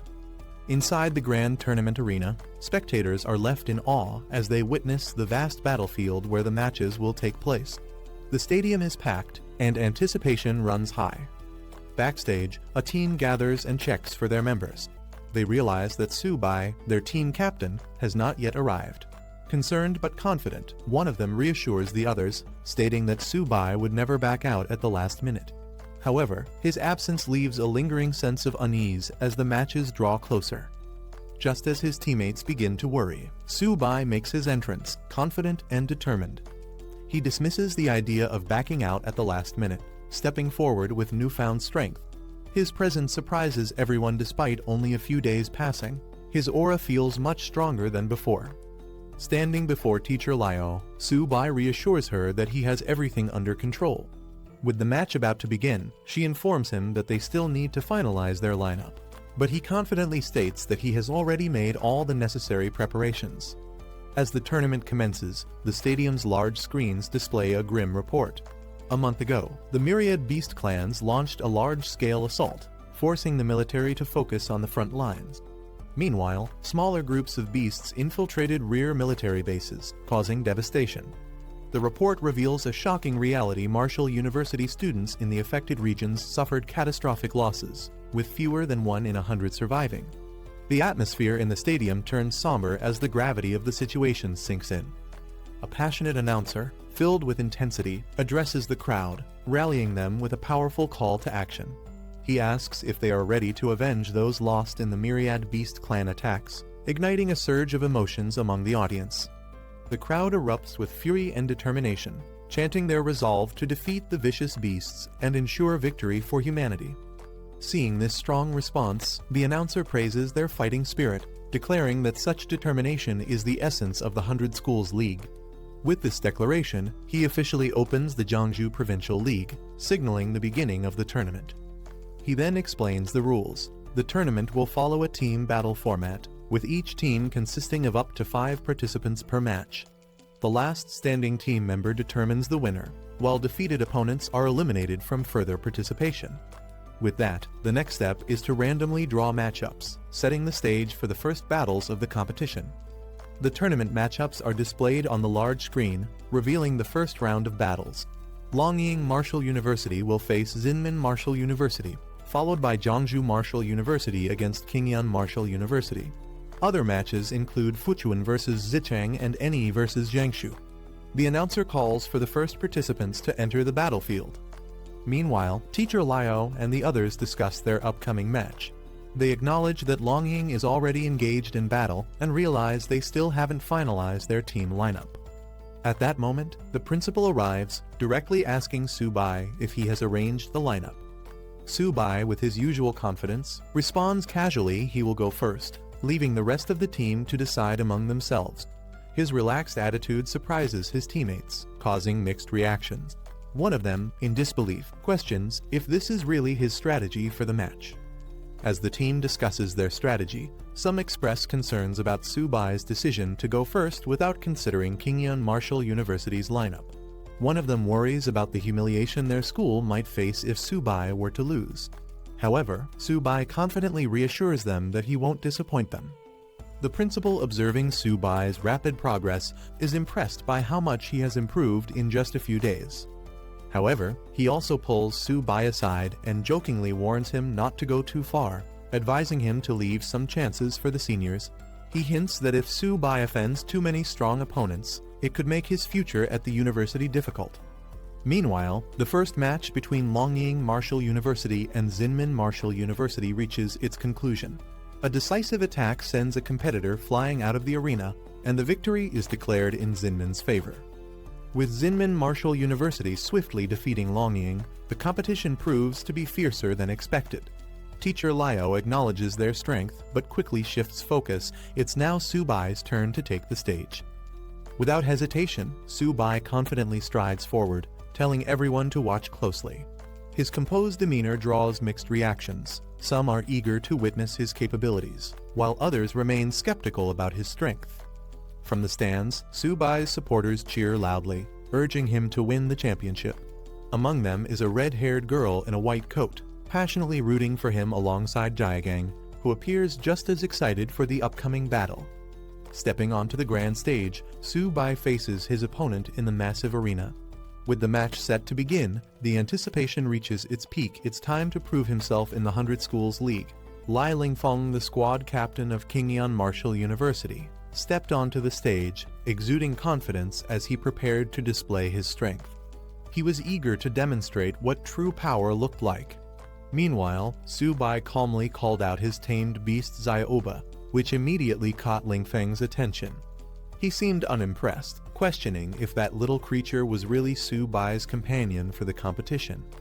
Lingfeng couldn't hold back his laughter, mocking Su-bai for bringing what looked like a household pet into the tournament. As Su-bai casually drank his soda, he nonchalantly mentioned that he was in a rush that morning and hadn't even eaten yet.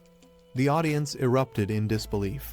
Spectators openly ridiculed Su-bai, wondering why he would bring such a weak-looking creature into a serious competition. Some even criticized Jiangsu Martial University, claiming the school had lost all credibility by allowing someone like Su-bai to participate. As Su-bai casually ate peanuts and drank cola on stage, the spectators, including Liu Yuxin and others, were in disbelief. They couldn't understand why he seemed so relaxed when facing a mid-bronze rank opponent. Some even questioned if he was underestimating his opponent too much.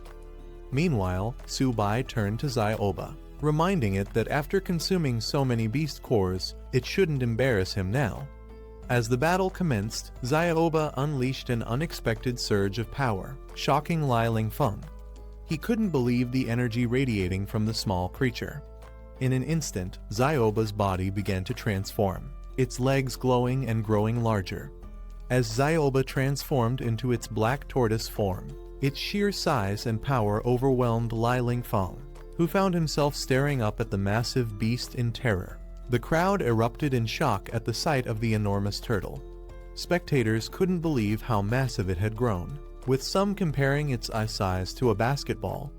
The discussion quickly shifted from disbelief to admiration as people noticed its metallic, armor-like skin and powerful claws. Some even began to understand why Su-bai had the strength to take down a gold-ranked beast.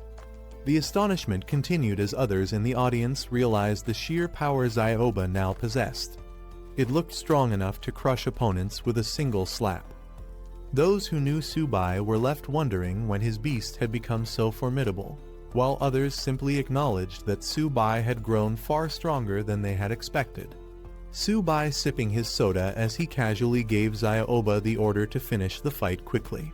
Lai Lingfeng, still confident, barely had time to react as Xiaoba launched its attack. He barely managed to register what was happening before the massive turtle's strike came crashing down with incredible force. The sheer speed and power of the attack left Lingfeng stunned.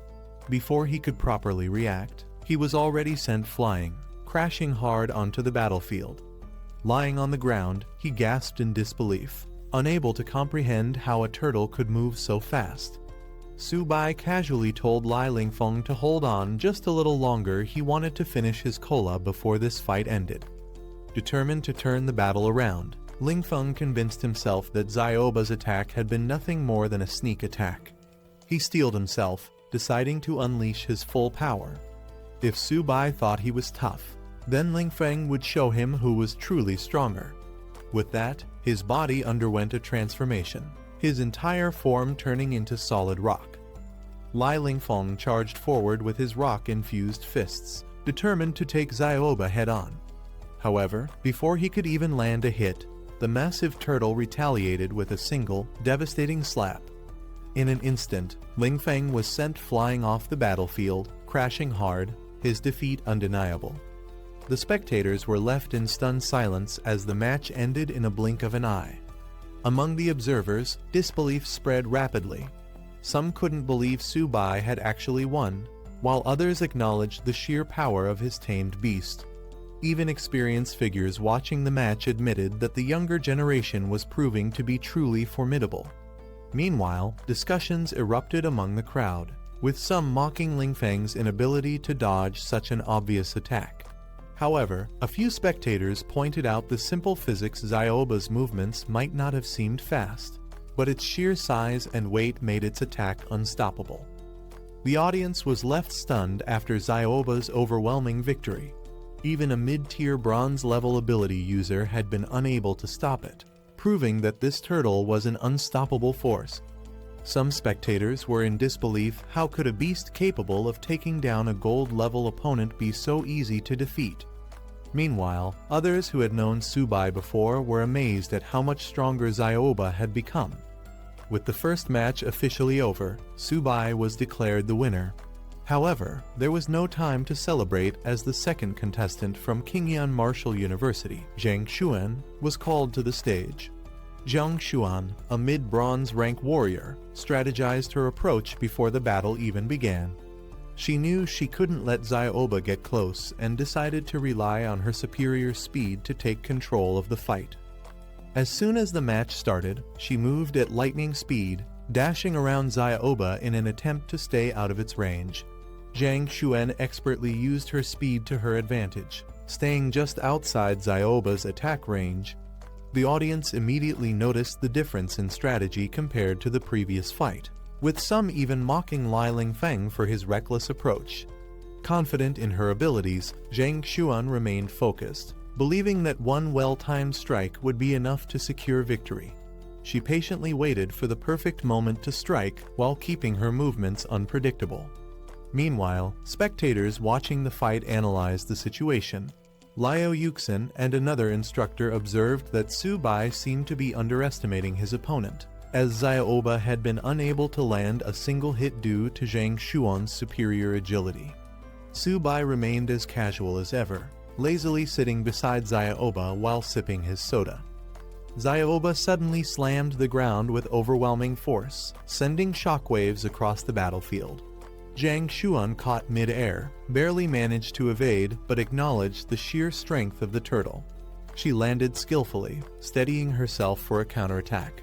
However, realizing the difficulty of facing Zyoba head-on, she quickly shifted her strategy. Instead of continuing the fight against the beast, she made a split-second decision to target the beast tamer directly. With lightning speed, she dashed towards Tsubai, hoping to turn the tide of the battle before it was too late. Tsubai, unfazed as ever, simply sipped his soda, as if the entire fight was nothing more than an afterthought. As Zhang Xuan made her move towards Tsubai, the spectators reacted in alarm. Liu Yuxin immediately recognized the danger, warning that Zhang Xuan was shifting her target. Lin Yanren, watching anxiously, shouted for Tsubai to be careful. Zhang Xuan, confident in her strategy, lunged forward with her weapon, declaring Tsubai's defeat. However, Tsubai remained entirely unfazed, still sipping his soda as if the fight was nothing more than entertainment to him. At the last moment, something unexpected happened. Tsubai continued drinking, completely unbothered, as a sudden force intervened. Just as Zhang Xuan closed in for her final strike, Zyoba reacted instantly, swinging its massive tail with precision. The sudden counterattack sent shockwaves through the battlefield, forcing Zhang Xuan to retreat. The audience erupted in amazement at Zyoba's move, calling it a divine tail swipe. Lin Yanren and others breathed a sigh of relief, realizing how close that encounter had been. As the dust settled, it became clear the match was over. Tsubai had claimed another swift victory. The spectators were in disbelief at how quickly he had won again, while Liu Yuxin and the other instructors acknowledged Tsubai's true strength. Meanwhile, Zhang Xuan, now on the ground, seemed completely drained. However, instead of frustration, she simply muttered something unexpected. She was finally full. Tsubai casually stretched, commenting that Zyoba might have been a bit too rough this time. Without much concern, he told Zhang Xuan to go heal herself before turning his attention back to the competition. Meanwhile, Zhang Xuan, exhausted and lying on a stretcher, muttered weakly while Tsubai nonchalantly declared that he was finally going to get serious. With complete confidence, he stood alongside Zyoba, issuing a challenge to the remaining competitors who was brave enough to step up next. The crowd erupted as another opponent was sent crashing into the water, the large screen replaying the dramatic fall. Without hesitation, he called for the next challenger. His confidence was unshaken as another opponent fell before him, knocked down with ease. Amid the competition, Subai casually snapped a picture, flashing a grin while Zioba dealt another decisive blow, sending yet another fighter flying. Finally, the match concluded with the announcement of his victory. The referee raised his hand, declaring Jeongju Martial University's Subai as the winner. The audience erupted in disbelief and admiration as Subai dominated the match, effortlessly securing victory with Zioba at his side. Despite relying on his turtle companion, he had taken down 5 opponents in a row without breaking a sweat. Spectators were in awe, calling him both incredible and unorthodox. As chants of "one man, 5 wins" echoed through the arena, Subai couldn't help but feel amused and slightly puzzled. The way they phrased it made him feel more like the turtle in the fight rather than the actual fighter. After his impressive performance, officials and mentors approached him, praising his victory over the formidable King Shan Martial University. His success had brought great honor to Jeongju Martial University, and he humbly accepted the recognition. With the morning matches concluded, contestants were given time to rest and recover before the next round.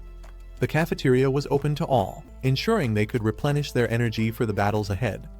The competition was far from over, but for now, the fighters had earned a well-deserved break.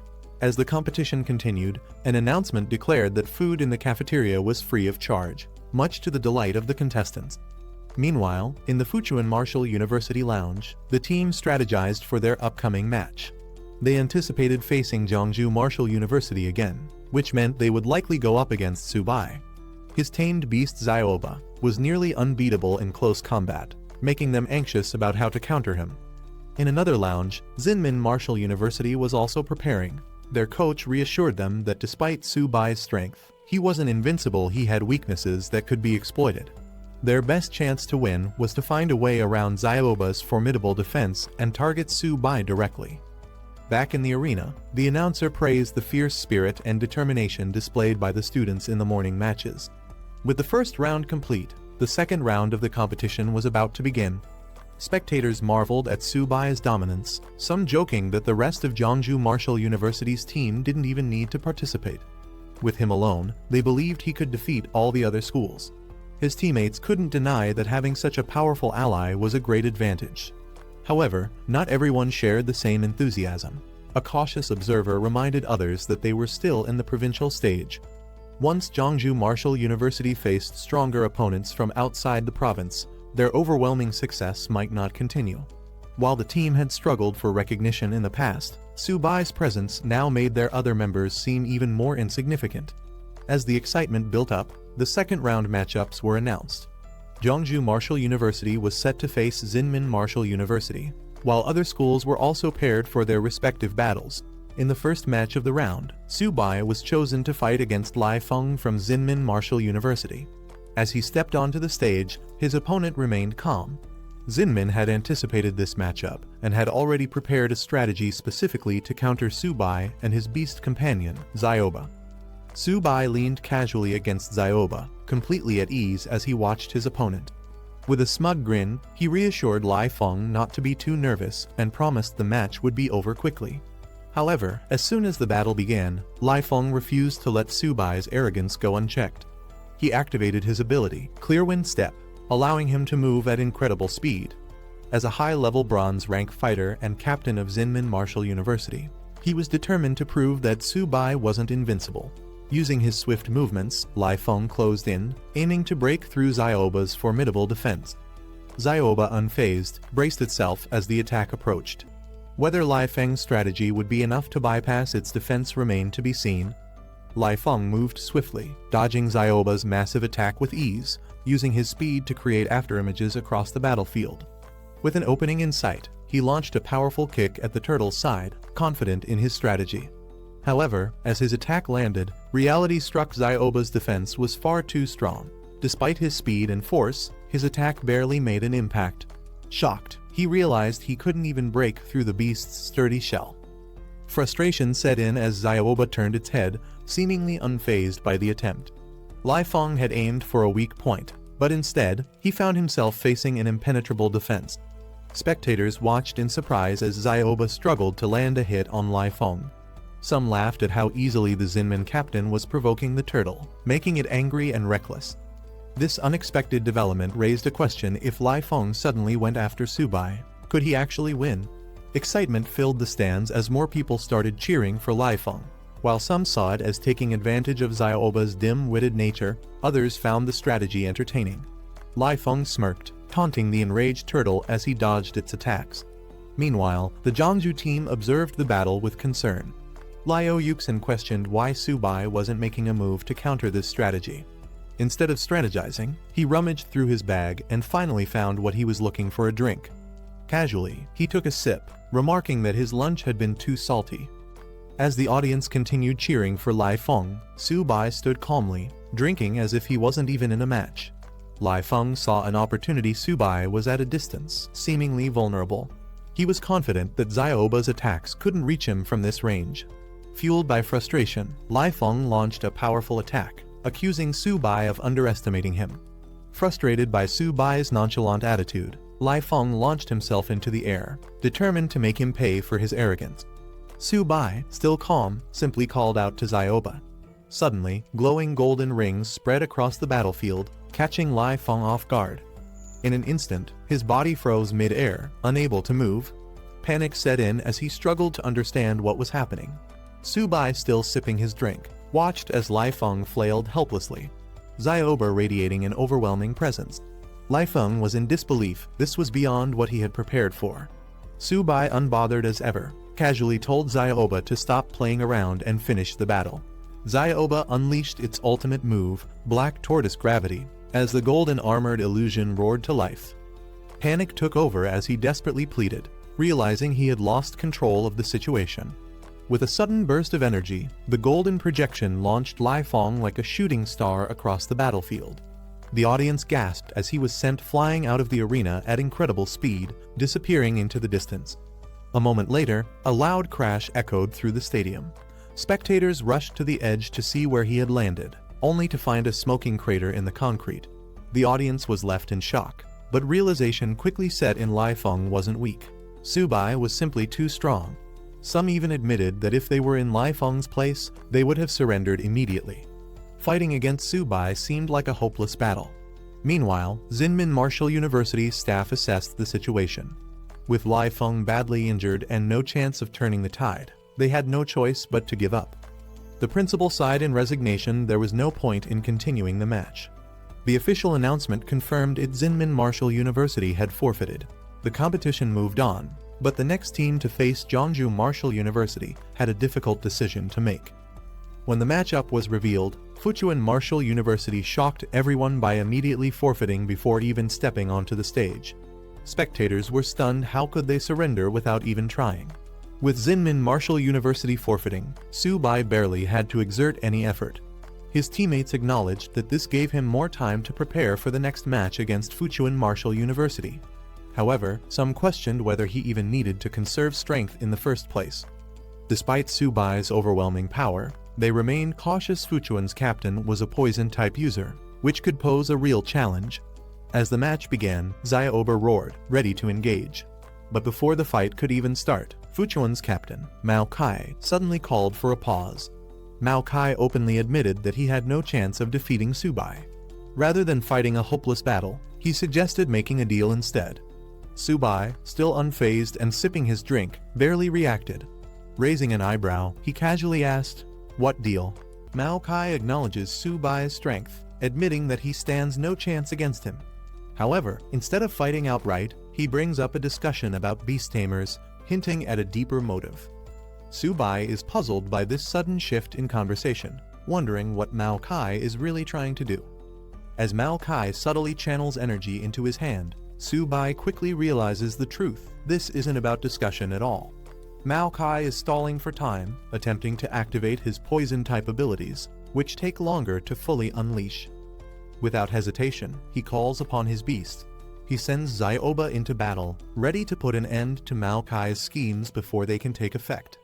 Mao Kai smirks as Subai finally realizes his true intention. The delay had given him just enough time to unleash his poison mist, which now spreads rapidly around the battlefield. Confident in his ability, Mao Kai taunts Subai, claiming that no matter how skilled a beast tamer he is, there's no escaping the deadly toxin. The mist engulfs the arena, leaving Su-bai seemingly trapped with no way to avoid the attack. Watching from the sidelines, Liu Yuxin and the others begin to worry. They recall Mao Kai's past victories, where he managed to poison even high-level beasts. Mao Kai moves confidently through the dense poison mist, unfazed by its effects. With a smug grin, he mocks Su-bai, knowing that his opponent is blinded and vulnerable while he remains unaffected. He believes the battle is already decided, convinced that Su-bai was too careless from the start. As the toxic fog thickens, Mao Kai watches Su-bai, who appears to be meditating in an attempt to resist the poison's effects. However, Mao Kai isn't concerned. He has more than just the mist at his disposal. With a sudden burst of energy, Mao Kai lunges, aiming to finish the fight. His hand surges with poison as he delivers his final blow, determined to eliminate Su-bai once and for all. Mao Kai launches his attack, aiming to strike from behind, but Su-bai remains completely unfazed. A defensive energy shield blocks the strike effortlessly, leaving Mao Kai stunned. Su-bai smirks, unfazed by the poison mist, remarking that attacking from behind was a mistake. Mao Kai, in complete disbelief, questions how Su-bai could possibly withstand his full-power poison claw attack within the toxic mist.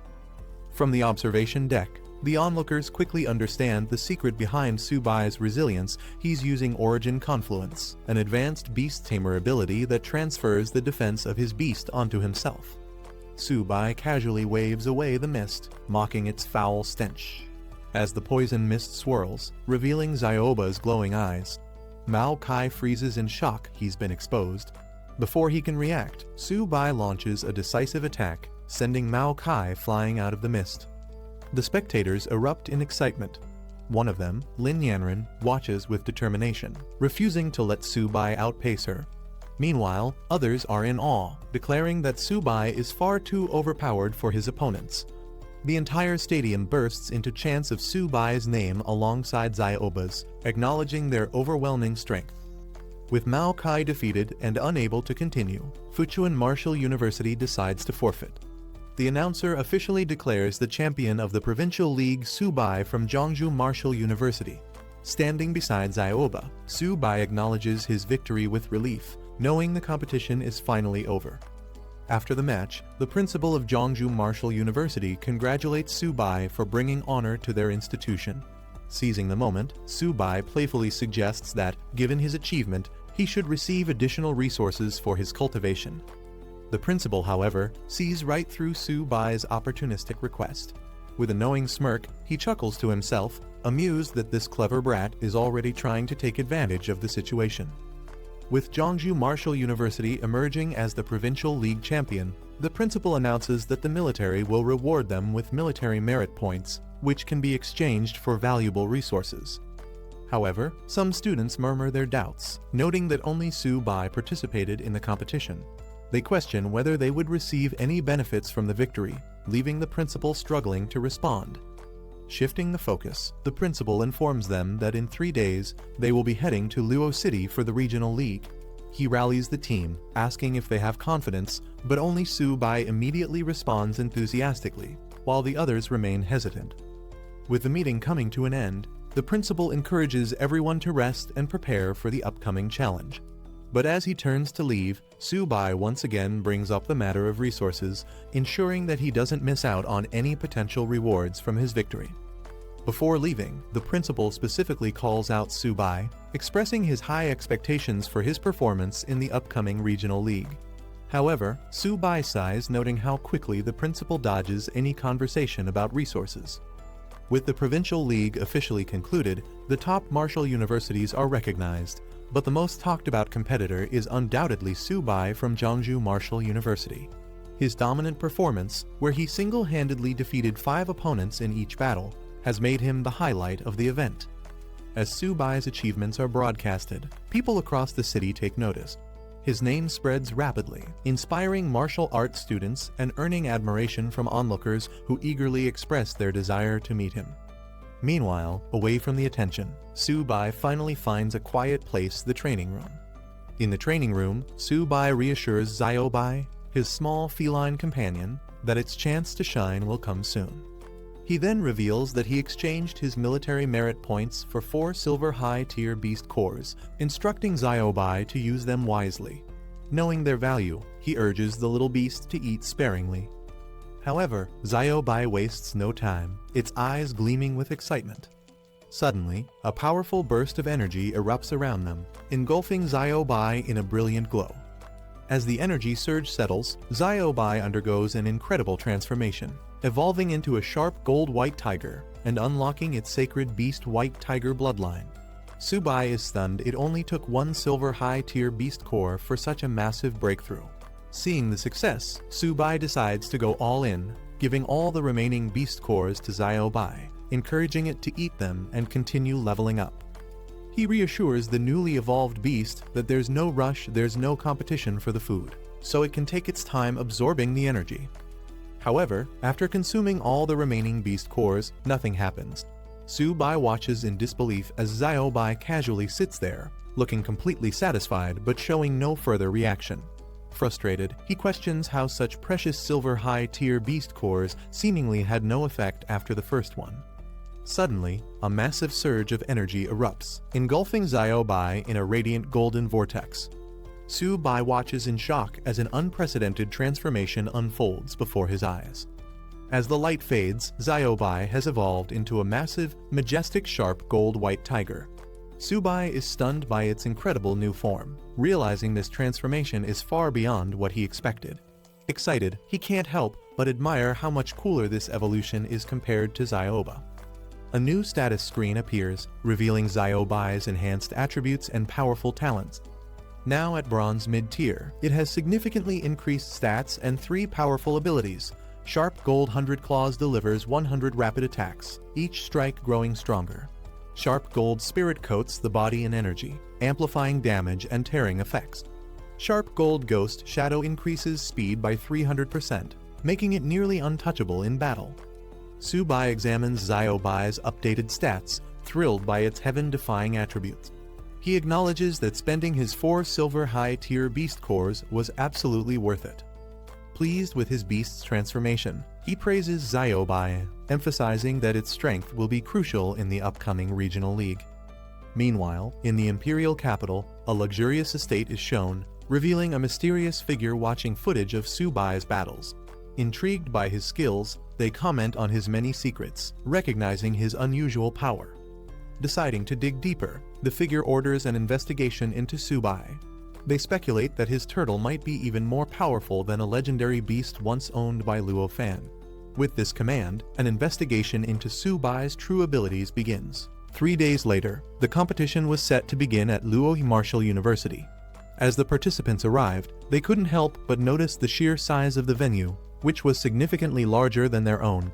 Inside the stadium, Luo Martial University supporters loudly chanted for their team, declaring their intent to claim the championship. Some of the visiting participants saw this as an attempt at intimidation, though others were more focused on the competition itself. Amid the commotion, Subai noticed a vacant area in the stadium and questioned the principal about it. The principal explained that only 9 martial universities were participating in the tournament, with 1 university voluntarily forfeiting. This meant that 1 team would receive a bye in the random draw, automatically advancing to the next round. Everything depended on luck. Hearing this, Subai silently hoped that his team wouldn't get the bye. He was eager to fight and earn military contributions through victories. With determination, he turned to the principal, insisting that he be allowed to participate, no matter what. As the anticipation for the tournament grew, Subai wasn't the only one eager to compete. His teammates also stepped forward, requesting to participate. The principal assured them that this time, everyone would get a chance to fight.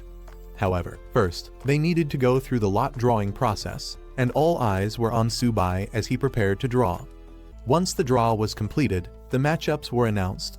The first battle would be between Luo Martial University and Fuchuan Martial University. As the announcer continued, it was revealed that 1 university would automatically advance due to the odd number of participants. When the second matchup was about to be revealed, Subai was shocked his university, Jeonju Martial University, had drawn the bye. His teammates and the principal celebrated, calling him their lucky charm for skipping the first round. They even joked that he should try his luck with a lottery ticket. However, while others were happy, Su-bai was disappointed. He had been looking forward to competing but ended up sitting out the first round. Frustrated, he couldn't help but think that, despite what others said, he was actually quite unlucky. The first round matches kicked off, with contestants giving it their all. Liuoli Martial University's representative dominated their match, relentlessly pressuring their opponent from Fuchuan Martial University, who struggled to keep up. 2 hours later, the quarterfinals concluded, and the tournament moved on to the second round draw. As anticipation built up, the results were announced. To everyone's surprise, Jeongju Martial University received a bye once again, skipping another round. The crowd erupted in disbelief. Some spectators began to question the fairness of the draw, wondering if something suspicious was going on. Others were frustrated, pointing out that Jeongju Martial University hadn't fought even once and was still advancing. Some had even traveled far just to see intense battles, only to watch Su-bai comfortably sitting in the audience, snacking and drinking soda. While a single bye was understandable, getting 2 in a row seemed absurd. As whispers and complaints spread, Su-bai found himself at the center of attention, though not in the way he had hoped. Frustration spread among the audience as some competitors started questioning the fairness of the tournament. A red-haired girl speculated that Luof Martial University might be afraid of facing Su-bai directly, which was why Jeongju Martial University had been given another bye. Others agreed, calling the competition system unfair, arguing that such an advantage was disrespectful to the other teams. In response to the complaints, a military representative conducted an official inspection. After reviewing the situation, he declared that there was no evidence of bias or foul play involved in Jeongju Martial University's advancement. With that, the competition was set to continue as planned. Meanwhile, the principal of Jeongju Martial University celebrated their luck, realizing that their team had already secured a top 3 ranking in the competition zone. One more victory, and they would advance to the final stage of the 5 major competition zones. However, while the principal and others were pleased, Su-bai was beyond frustrated. Another bye meant yet another missed opportunity to fight.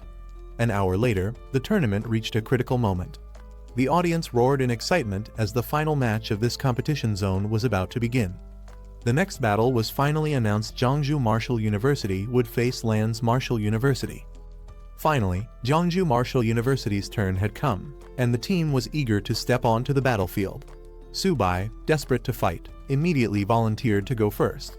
However, the principal urged everyone to stay calm, reminding them that despite their luck so far, they couldn't afford to be careless. He then assigned the match order. Luo Yanghao and Bai Ningbing would go first, followed by Wang Qingqing and Hu Qingshui. Su-bai was placed last, reserved for the decisive battle if needed. As the first match began, Luo Yanghao faced a mid-level bronze opponent despite only being at a low bronze level himself. He fought valiantly, putting up a strong resistance, but ultimately lost by a narrow margin. With the first round over and the pressure increasing, Jeongju Martial University had to bounce back in the upcoming fights. Meanwhile, Su-bai, who was once again waiting for his turn, started to wonder if he would even get the chance to fight at all. Bai Ningbing entered the stage next, unleashing a wild and reckless fighting style. Ignoring defense entirely, she launched a relentless assault, forcing her opponent to retreat under the sheer pressure of her attacks. Her overwhelming offense secured Jeongju Martial University's victory in the match. Following her, Wang Qingqing demonstrated her own impressive skills. Utilizing a whip technique that seamlessly balanced offense and defense, she quickly overpowered her opponent, sending them flying out of the ring. With another decisive victory, Jeongju Martial University continued its winning streak. Watching from the sidelines, the principal and Liu Yuxin cheered, amazed at the rapid improvement of their students.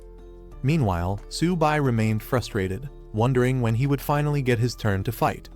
His military contributions were slipping away while his teammates kept securing victories without him. Next up was Hu Qingshui, stepping onto the battlefield with confidence. Facing his opponents, he didn't even see the need for a fair match, calmly suggesting that both of them should come at him at once to save time.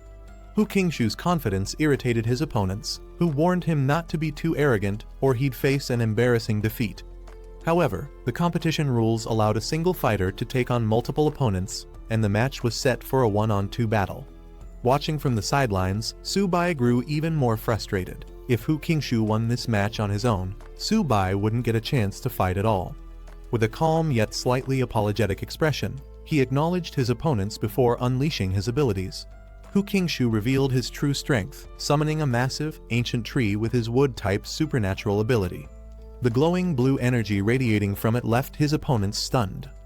Realizing the danger, one of the opponents warned his teammate to be cautious. They quickly noticed that the swirling leaves weren't ordinary, they seemed to hold a hidden threat. Despite their wariness, they tried to hold on, believing that Hu Qingshu's psychic power wouldn't last forever. From the sidelines, Subai and the principal observed the battle closely. Subai was particularly impressed, noting that Hu Qingshu's strength had grown significantly. Summoning such an ancient maple tree was no small feat, proving just how terrifying his psychic power was. Meanwhile, the principal acknowledged that Qingshu was truly living up to the reputation of his prestigious family. The audience was buzzing with excitement as Zhongzhou Martial University continued to reveal its hidden talents. Many were impressed by Hu Qingshu's overwhelming strength, with some finding it hard to believe just how powerful he actually was. However, others still held Subai in higher regard, pointing out that his tamed beast had already defeated a golden-ranked opponent. Meanwhile, Hu Qingshu's opponents were struggling to keep up. Despite their hopes that his psychic power would weaken over time, they saw no signs of it diminishing. The relentless storm of leaves and energy kept them on edge, forcing them into a defensive stance. Hu Qingshu controlled the swirling leaves with precision. Gathering his power, he made his next move, unleashing a breakthrough attack that sent his energy surging forward, aiming to finish the battle in one decisive strike. Hu Qingshu's devastating attack landed with full force, sending his opponents flying out of the ring. The referee wasted no time announcing Zhongzhou Martial University as the winner of the round, further cementing their dominance in the competition. With their victory, Zhongzhou Martial University, alongside Luohe Martial University, officially secured their spot in the national finals. After the match, the principal congratulated Hu Qingshu on his impressive performance, acknowledging that he had surprised everyone with his display of power. Qingshu humbly accepted the praise, but the principal wasn't finished. To Subai's surprise, the principal announced that he was the real hero of the competition. Confused and frustrated, Subai couldn't help but wonder if they were mocking him since he hadn't even stepped onto the battlefield. The team, however, laughed and explained that thanks to Subai's 2 consecutive buys in the draws, their path to victory had been much easier. Their joking remarks left him speechless as he realized his contribution to the team's success was entirely unintentional. With the competition over, the principal addressed the team, reminding them to rest and prepare for the national finals in 1 week. He also revealed that in addition to their earned military contributions, the school would be rewarding them with extra resources for training. The announcement was met with excitement, and the team erupted in cheers. Meanwhile, Subai sighed to himself. Since he hadn't participated in any battles, he was returning empty-handed and now had to figure out how to gather enough resources to feed his tamed beasts. At the Lin family mansion, Yanren was in the middle of intense combat training against robotic opponents. Her movements were swift and relentless, as if she had no intention of stopping. From a distance, Uncle Wenyuan called out to her, reminding her it was time to eat. However, Yanren refused to take a break, insisting that she wanted to continue training for another hour. Watching her from the sidelines, Wenyuan sighed. Ever since Subai had participated in the 100 Schools League, Yanren had become obsessed with training. She watched all of Subai's matches and practiced tirelessly, disregarding the importance of rest. Amid her training, Yanren mentioned that she had nearly run out of the pills Wenyuan had given her. She asked if he could request more from her father, eager to increase her strength as quickly as possible. Her drive was undeniable, but whether she was pushing herself too hard remained a concern. 7 days later, Subai arrived in Magic City, standing before the grand entrance of the prestigious Magic City Martial Arts University. The enormous golden gate immediately caught the attention of newcomers, who marveled at its luxurious appearance, sparkling under the sunlight. Some wondered if it was made of solid gold, unable to contain their amazement at such an extravagant display. Among the crowd, people speculated about the cost, estimating that the gate alone must have been worth billions. One individual dismissed it as an unnecessary extravagance, but another corrected him, revealing that the materials alone had cost 1.8 billion. The principal, walking alongside Subai, explained the significance of the gate. It wasn't just about wealth, it was a testament to power. Built in a single day by 20 gold level and 5 platinum level experts, it stood as a symbol of strength. He pointed out the university's motto, emphasizing that only the strong could protect the nation. Su-bai listened, taking in both the grandeur of the university and the deeper meaning behind its opulence. As the students from Jeongju Martial Arts University arrived, they were greeted by a representative of Magic City Martial Arts University. The man welcomed them warmly, introducing himself as Zhang Ming, the vice president of the student council. Principal Zhu, leading the visiting group, acknowledged the greeting and prepared to follow the guide. As they walked, some students couldn't help but comment on the reception. They found it underwhelming that their principal had made the effort to come in person, yet only a student council vice president was sent to welcome them. Some speculated that if it had been representatives from Imperial City Martial Arts University, the principal himself would have greeted them instead. As they continued their tour, Su-bai noticed an unusual building and inquired about it. Their guide explained that it was the Gravity Adjustment Training Ground, an advanced facility used for specialized training. The principal couldn't help but express his envy at the state-of-the-art facilities. He lamented that if his academy had a gravity adjustment training ground, they could train hundreds of silver-level students annually, drastically improving their capabilities. Soon, they arrived at their accommodation, a grand hotel where they would be staying and dining. Their guide explained that the first floor featured a 24-hour buffet, an exciting perk for the visitors. The real surprise came when it was revealed that the buffet wasn't just any ordinary meal. It was made entirely from the meat of ferocious beasts, cooked by top-tier chefs. The meals were designed to enhance a martial artist's blood energy, providing unlimited nourishment. The principal, skeptical at first, asked if the food was truly unlimited. Their guide reassured him, stating that Magic City Martial Arts University would never let their guests go hungry. He encouraged everyone to eat to their heart's content, further showcasing the university's abundant resources and hospitality. Excited by the idea of an unlimited feast, Su-bai eagerly rushed ahead, ready to indulge. His enthusiasm didn't go unnoticed, and some couldn't help but joke about how much he was looking forward to the meal. Others, however, began to worry if he ate that much. Would there be anything left for them?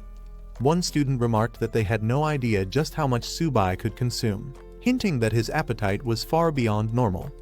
The concerns grew as some feared they might go hungry if they didn't hurry inside. Meanwhile, the principal and the guide observed the energetic younger generation with amusement. Laughing it off, they acknowledged their boundless enthusiasm, apologizing for their liveliness before finally heading toward the dining hall themselves. The next day, the focus shifted from feasting to competition.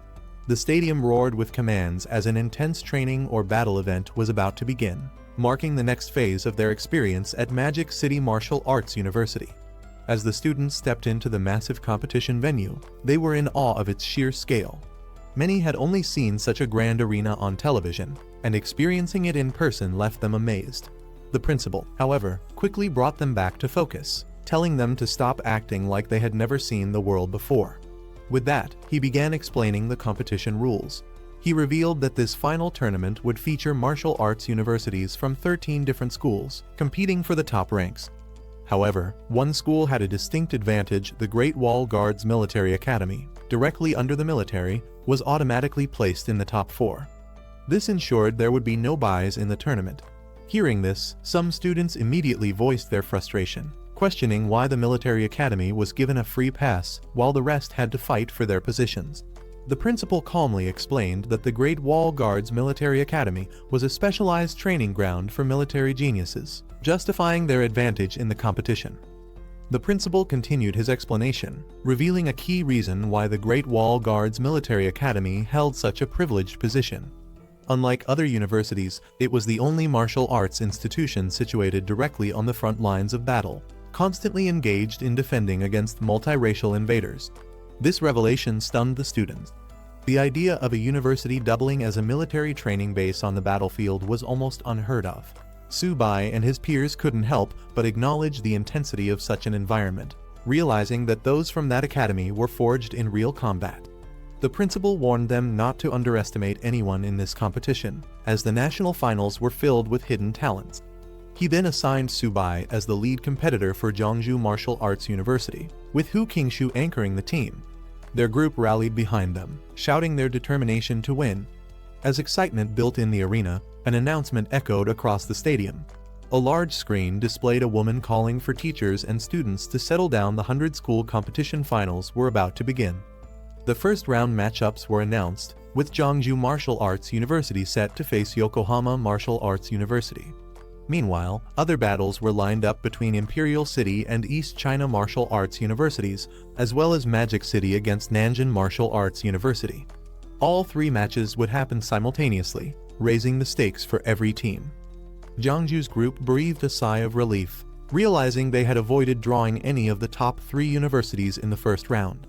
Their opponent, Yokohama Martial Arts University, was about on par with them, making it a fair challenge. One eager teammate immediately volunteered to fight first, wanting to take the lead.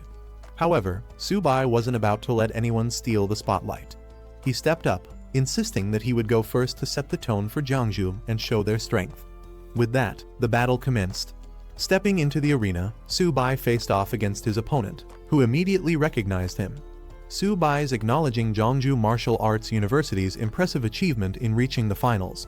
Unfazed, Subai wasted no time. Summoning his beast, he called out to Xiaoba, preparing to finish the fight as quickly as possible. With a burst of energy, flames erupted as his attack launched toward his opponent. Xiaoba, a massive turtle, emerged in the arena, shocking the audience. Many in the crowd were surprised that Jeongju had sent a beast tamer to compete, especially one using a turtle. Yet, some spectators noticed that the creature looked much larger than before, making them eager to see what would unfold. Subai's opponent was in complete disbelief. Staring up at Xiaoba's massive form, he struggled to accept what he was seeing. The beast was far too large, far too powerful, it had to be cheating.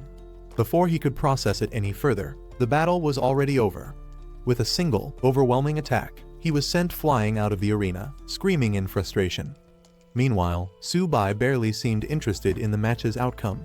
Casually sitting down, he remarked at how weak his opponent was. He hadn't even started eating his peanuts yet. Lying on the ground in defeat, the martial artist couldn't believe it. He had always thought beast tamers were weak, but this battle proved otherwise. Spectators were baffled by Subai's carefree attitude. Bringing a small stool to the national finals seemed outright disrespectful, making some question if he was even taking the competition seriously. Others, however, understood his confidence. Those familiar with Subai's previous battles explained that his turtle, Xiaoba, wasn't just any beast, it possessed overwhelming defense and strength, easily reaching silver level. Meanwhile, a new challenger stepped forward, angered by Jeongju Martial Arts University's casual approach. She saw Subai's nonchalance as an insult and was determined to make him pay. However, Subai remained unfazed, casually enjoying his snack and even taking a moment to appreciate the comic he was reading. As his opponent charged in full force, Subai continued to relax in his seat, showing no concern for the fight ahead. While still lounging on his stool, his beast Xiaoba unleashed a devastating attack, finishing the match in an instant. The announcement confirmed that Jeongju Martial Arts University had won. Spectators couldn't believe what they had just witnessed. Not only had Subai barely moved during the fight, but he had been snacking on peanuts the entire time. His behavior was so casual that it bordered on humiliating for his opponents. Meanwhile, the principal of Jeongju Martial Arts University couldn't help but chuckle at the situation. While Subai's overwhelming victory was a great achievement, it also meant he would have to deal with the aftermath. How was he supposed to face Yokohama's principal after this? However, not everyone was celebrating just yet. A reminder came from the sidelines: Subai might have dominated so far, but tougher opponents were waiting. Attention shifted toward a new figure emerging from the crowd. The team captain from Imperial City Martial Arts University had arrived, and the real challenge was just beginning. As the competition heated up, a towering fighter lunged forward, aiming to crush his red-haired challenger with brute force. In an instant, an explosion rocked the arena. The fight ended in a blink as flames engulfed the stage, leaving spectators stunned. When the smoke cleared, the red-haired warrior stood victorious, holding his burning weapons with a casual apology. He had hit a little too hard. The announcement confirmed that Imperial City Martial Arts University had won decisively. Observing from the sidelines, the Jeongju principal took note of the fighter's terrifying strength. He quickly realized that this was no ordinary competitor. This was a fire attribute martial artist at the peak of the silver level. The match ended, and Jeongju Martial Arts University was declared the winner. As the announcement echoed through the stadium, one of the spectators immediately requested to handle Subai personally, eager for a rematch. standing beside his principal, Wang Minkun confidently vowed to give Jiangsu Martial Arts University a taste of fighting against overwhelming odds. His principal, not wanting him to take unnecessary risks, advised him to use his speed rather than confronting Su Bai's defenses head-on. Minkun, however, showed no concern, assuring his principal that he had it under control. As the next match was set, Su Bai faced off against Wang Minkun. The latter, still bitter about Su Bai's previous victory, was determined to turn the tables this time. He believed Jiangsu's luck had run out and that their victory would not be repeated. Meanwhile, Su Bai, unbothered, sat back and assessed his opponent. Noting that Minkun was a silver rank wind attribute user, Wang Minkun unleashed his power, calling upon the force of the wind. With swirling gusts forming around him, he boasted about showing the true strength of his rank. A powerful wind vortex erupted from him, rushing towards Xiao Ba and Su Bai with overwhelming force. As the attack intensified, Su Bai realized the gravity of the situation. The force of the wind was so strong that even Earth's gravity struggled to restrain Minkun. Wang Minkun overwhelmed the battlefield with his wind attacks, moving too fast for Su Bai to react. Confident in his speed, he taunted his opponent, certain that the match would end before Su Bai could even make a move. With a smirk, Minkun leaped into the air, preparing to strike the final blow. Calling Su Bai a mere bronze-ranked fighter, he unleashed a powerful wind slash. Meanwhile, Su Bai remained seated, casually sipping his drink, annoyed that the wind was interfering with his snack time. Determined to end things quickly, Minkun intensified his attacks, launching a barrage of wind slashes at Su Bai. As the dust settled, he turned away, assuming victory. He casually remarked that he might have hit a little too hard, suggesting that Su Bai should take the time to recover. As the dust settled, Su Bai remained completely, sipping his drink with a smirk. A golden barrier shimmered around him. Minkun's powerful wind attacks had done nothing. Su Bai casually questioned what had just been said. Minkun was stunned. Seeing Su Bai's defensive ability, he quickly realized that this was no ordinary technique. Su Bai had mastered source synchronization, something thought to be nearly impossible. Shocked that someone could actually wield Luo Fan's divine technique, he hesitated, realizing this battle wasn't going to be as easy as he had assumed. Meanwhile, Su Bai remained relaxed, mocking Minkun's reliance on speed. With an amused expression, he challenged the wind attribute user, implying that sheer speed wouldn't be enough to take him down.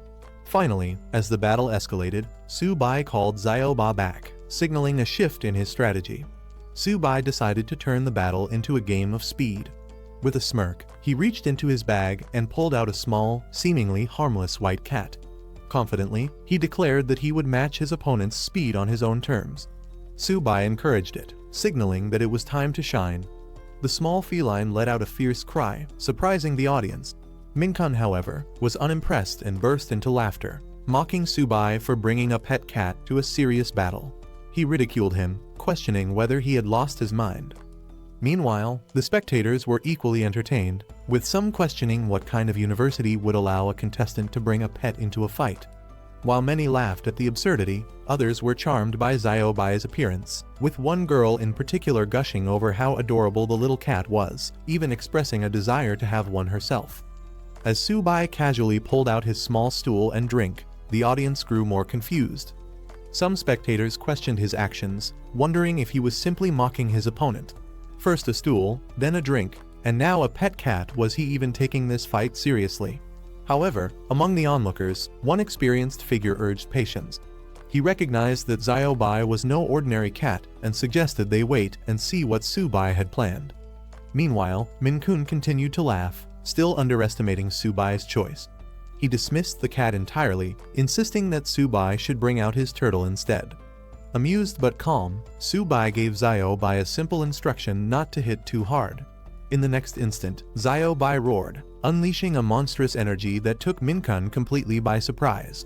The small cat transformed into something far more terrifying, forcing Minkun to reconsider everything he had assumed about his opponent. Minkun stood in shock, still trying to process what had just happened. The deafening roar and the massive shadow that appeared behind Xiao Bai made him question if he had imagined it. Before his eyes, the small cat had grown into a massive, imposing white tiger. The sheer size and power radiating from it sent a chill down his spine. Minkun could hardly believe it. The spectators were just as stunned. What they had assumed to be a harmless pet had transformed into a majestic, towering white tiger. Some compared it to the ones they had seen in zoos, though none had ever witnessed one this massive. Among the observers, questions arose. Had Xiaobai always been a tiger in disguise, or was this another one of Subai's tamed beasts? The audience was left in disbelief. For a silver-rank beast tamer, having one strong beast was already an achievement, but taming a second one was nearly impossible. Yet, Subai had just revealed another powerful creature, making it clear that he was far more capable than they had assumed. He quickly gathered his strength and unleashed a powerful wind-based attack, determined to regain control of the fight. Minkun's eyes widened as he realized what had happened. He wasn't seeing the real beast, but only an afterimage. Subai's so-called pet wasn't just a trick, it was a beast powerful enough to dominate the battlefield, and Minkun was now forced to fight on its terms. Minkun was in complete disbelief. No matter how much he relied on his wind abilities, Xiaobai was simply too fast. He refused to accept that anything could surpass the speed of wind itself. But the reality was unfolding right in front of him. Xiaobai's. Frustrated and desperate, Minkun changed tactics. If he couldn't keep up with Xiaobai, then he would take down Subai directly. Ignoring his opponent's beast, he fixated on the one controlling it. With all his strength, he launched himself at Subai, determined to end the fight in one decisive move. However, just as he was about to strike, Xiaobai intercepted him with overwhelming force. The massive beast loomed over him, its power undeniable. Minkun was now completely outmatched, and he knew it. Minkun was in complete shock. He couldn't accept what was happening. How could Subai's beast be this powerful? Before he could react, Xiaobai struck with devastating force, sending him flying across the battlefield. The impact was brutal, and he crashed hard, unable to regain control. As silence fell over the stadium, the final announcement echoed through the air. Jeongju Martial Arts University was victorious. Subai had won, leaving his opponent defeated and sprawled across the ground, unable to continue. The match was over. The crowd erupted in disbelief. Subai, a mid-tier bronze rank, had just defeated a prestigious silver rank captain. Among the spectators, people murmured about Subai's white tiger. Some felt it was even fiercer than his turtle, wondering how he could have tamed such a powerful beast. The intensity of Xiaobai's presence was undeniable. The stadium soon shifted from shock to admiration as chants of Subai's name filled the air. The audience cheered, rallying behind the unexpected champion, fully acknowledging his incredible strength. Meanwhile, the judges were just as perplexed. None of them had ever heard of Subai before. Yet his performance was beyond anything they had seen, even compared to students from elite universities or the military academy. The judges were astonished by Subai's performance. Jeongju Martial Arts University had produced an absolute powerhouse, someone they never expected. They recognized that with Subai leading the way, the university's reputation was about to skyrocket. Meanwhile, in the Imperial City Martial Arts University rest area, some students dismissed the match. They considered Minkun's loss a reflection of his weakness rather than Subai's strength. To them, Luoyi Martial Arts University had simply sent an unworthy opponent. Elsewhere, a group of students viewed Subai with open disdain. They mocked him, calling him a country bumpkin who had the audacity to bring two tamed beasts just to freeload off the high-end accommodations. At the center of this brewing hostility was Cao Zixuan, the captain of Imperial City Martial Arts University. Lounging confidently, he declared that if they met Subai in the semifinals, there would be no holding back. His team wouldn't just defeat Subai, they would crush him. Subai's match began with Xiaobai dominating the battlefield. His opponent had no chance as Xiaobai pinned him down, ending the fight in an instant. With the referee announcing the victory, Jeongju Martial University secured another win. A woman launched a swift attack, trying to overpower Xiaobai. But before she could land a hit, Xiaobai countered with a powerful strike, sending her flying. The match ended in another decisive victory for Subai. Facing a strong ice user next, Subai remained unfazed as his opponent attempted to freeze Xiaobai in place. Ice spread across the arena, but Xiaobai shattered the trap with sheer force, overwhelming the opponent. The referee declared another win for Jeongju Martial University. The crowd erupted in cheers, celebrating Subai's unstoppable streak. With this victory, Jeongju Martial University advanced to the top 4, proving their strength in the tournament. As Jeongju Martial University secured its place in the top 4, the excitement was overwhelming. The principal, filled with emotion, looked to the sky, declaring that fate had finally favored their university. For years, they had struggled, and now their efforts had paid off. Su-bai's teammates celebrated the victory, cheering for him. They acknowledged his strength and declared that their university would no longer be underestimated. With Su-bai leading the way, their reputation was rising fast. The principal, overwhelmed with pride, approached Su-bai personally. He praised him as the university's greatest contributor in centuries, unable to contain his gratitude. Su-bai remained humble, stating that he was simply fulfilling his duty. Su-bai and the team gathered in a resting area. The principal reaffirmed that making it to the top 4 marked a historic moment for Jeongju Martial University. Their names would go down in history, and every student's contributions would be recognized and rewarded. Su-bai was surprised when the principal spoke about their mission being completed. With the top 4 still remaining, he couldn't understand why they would stop now. His suspicions grew as he realized the administration might be content with just making it this far, unwilling to compete for the championship. The principal tried to reason with Su-bai, reminding him that their goal had already been surpassed. However, the implication was clear: challenging the top 3 universities was not in their plans. But Su-bai wasn't satisfied with stopping here. Others were shocked at the mere thought of taking on the strongest universities, but Su-bai was unfazed. When questioned about his intentions, he simply asked why not. He pointed out the sheer wealth and dominance of top-tier institutions, referencing Madu Martial University's extravagant spending. If Jeongju aimed to compete at that level, they had a long way to go. However, that didn't mean they should back down. Su-bai made his stance clear: he wasn't satisfied with just being in the top 4.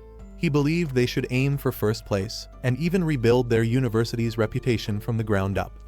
The students couldn't let down those who supported Jeongju Martial University. They had to push forward.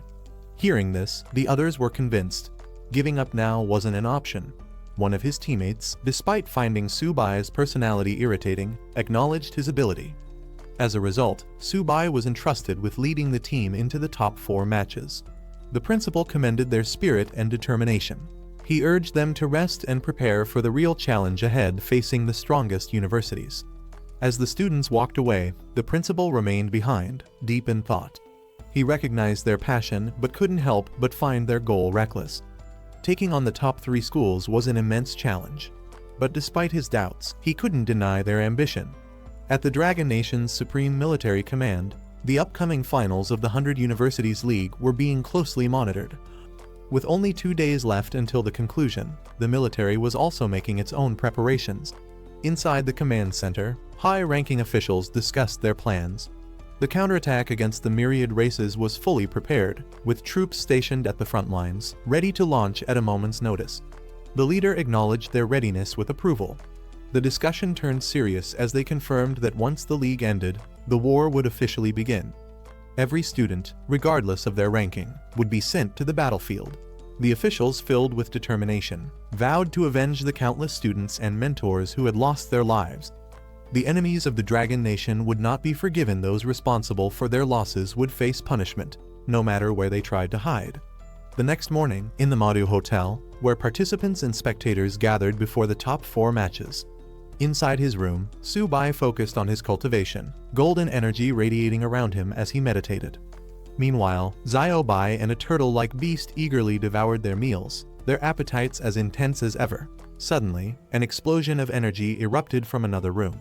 A fierce competitor activated his holy beast armament, his power surging as he prepared for the battles ahead. Su-bai, caught off guard by the sudden burst of energy, lost focus and nearly fell forward, startled. Even Xiaobai and the turtle reacted in shock.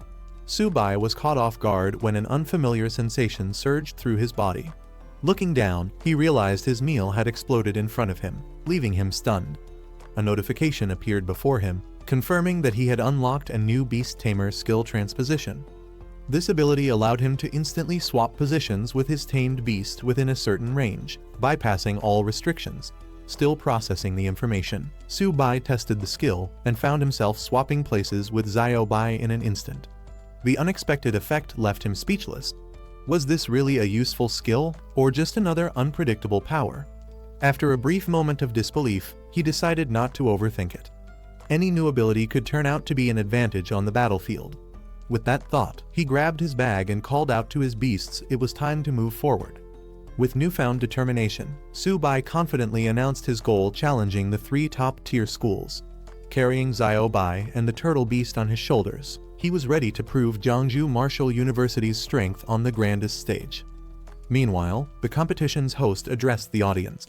The 100 Universities League had finally entered its most intense phase, the top 4 battles.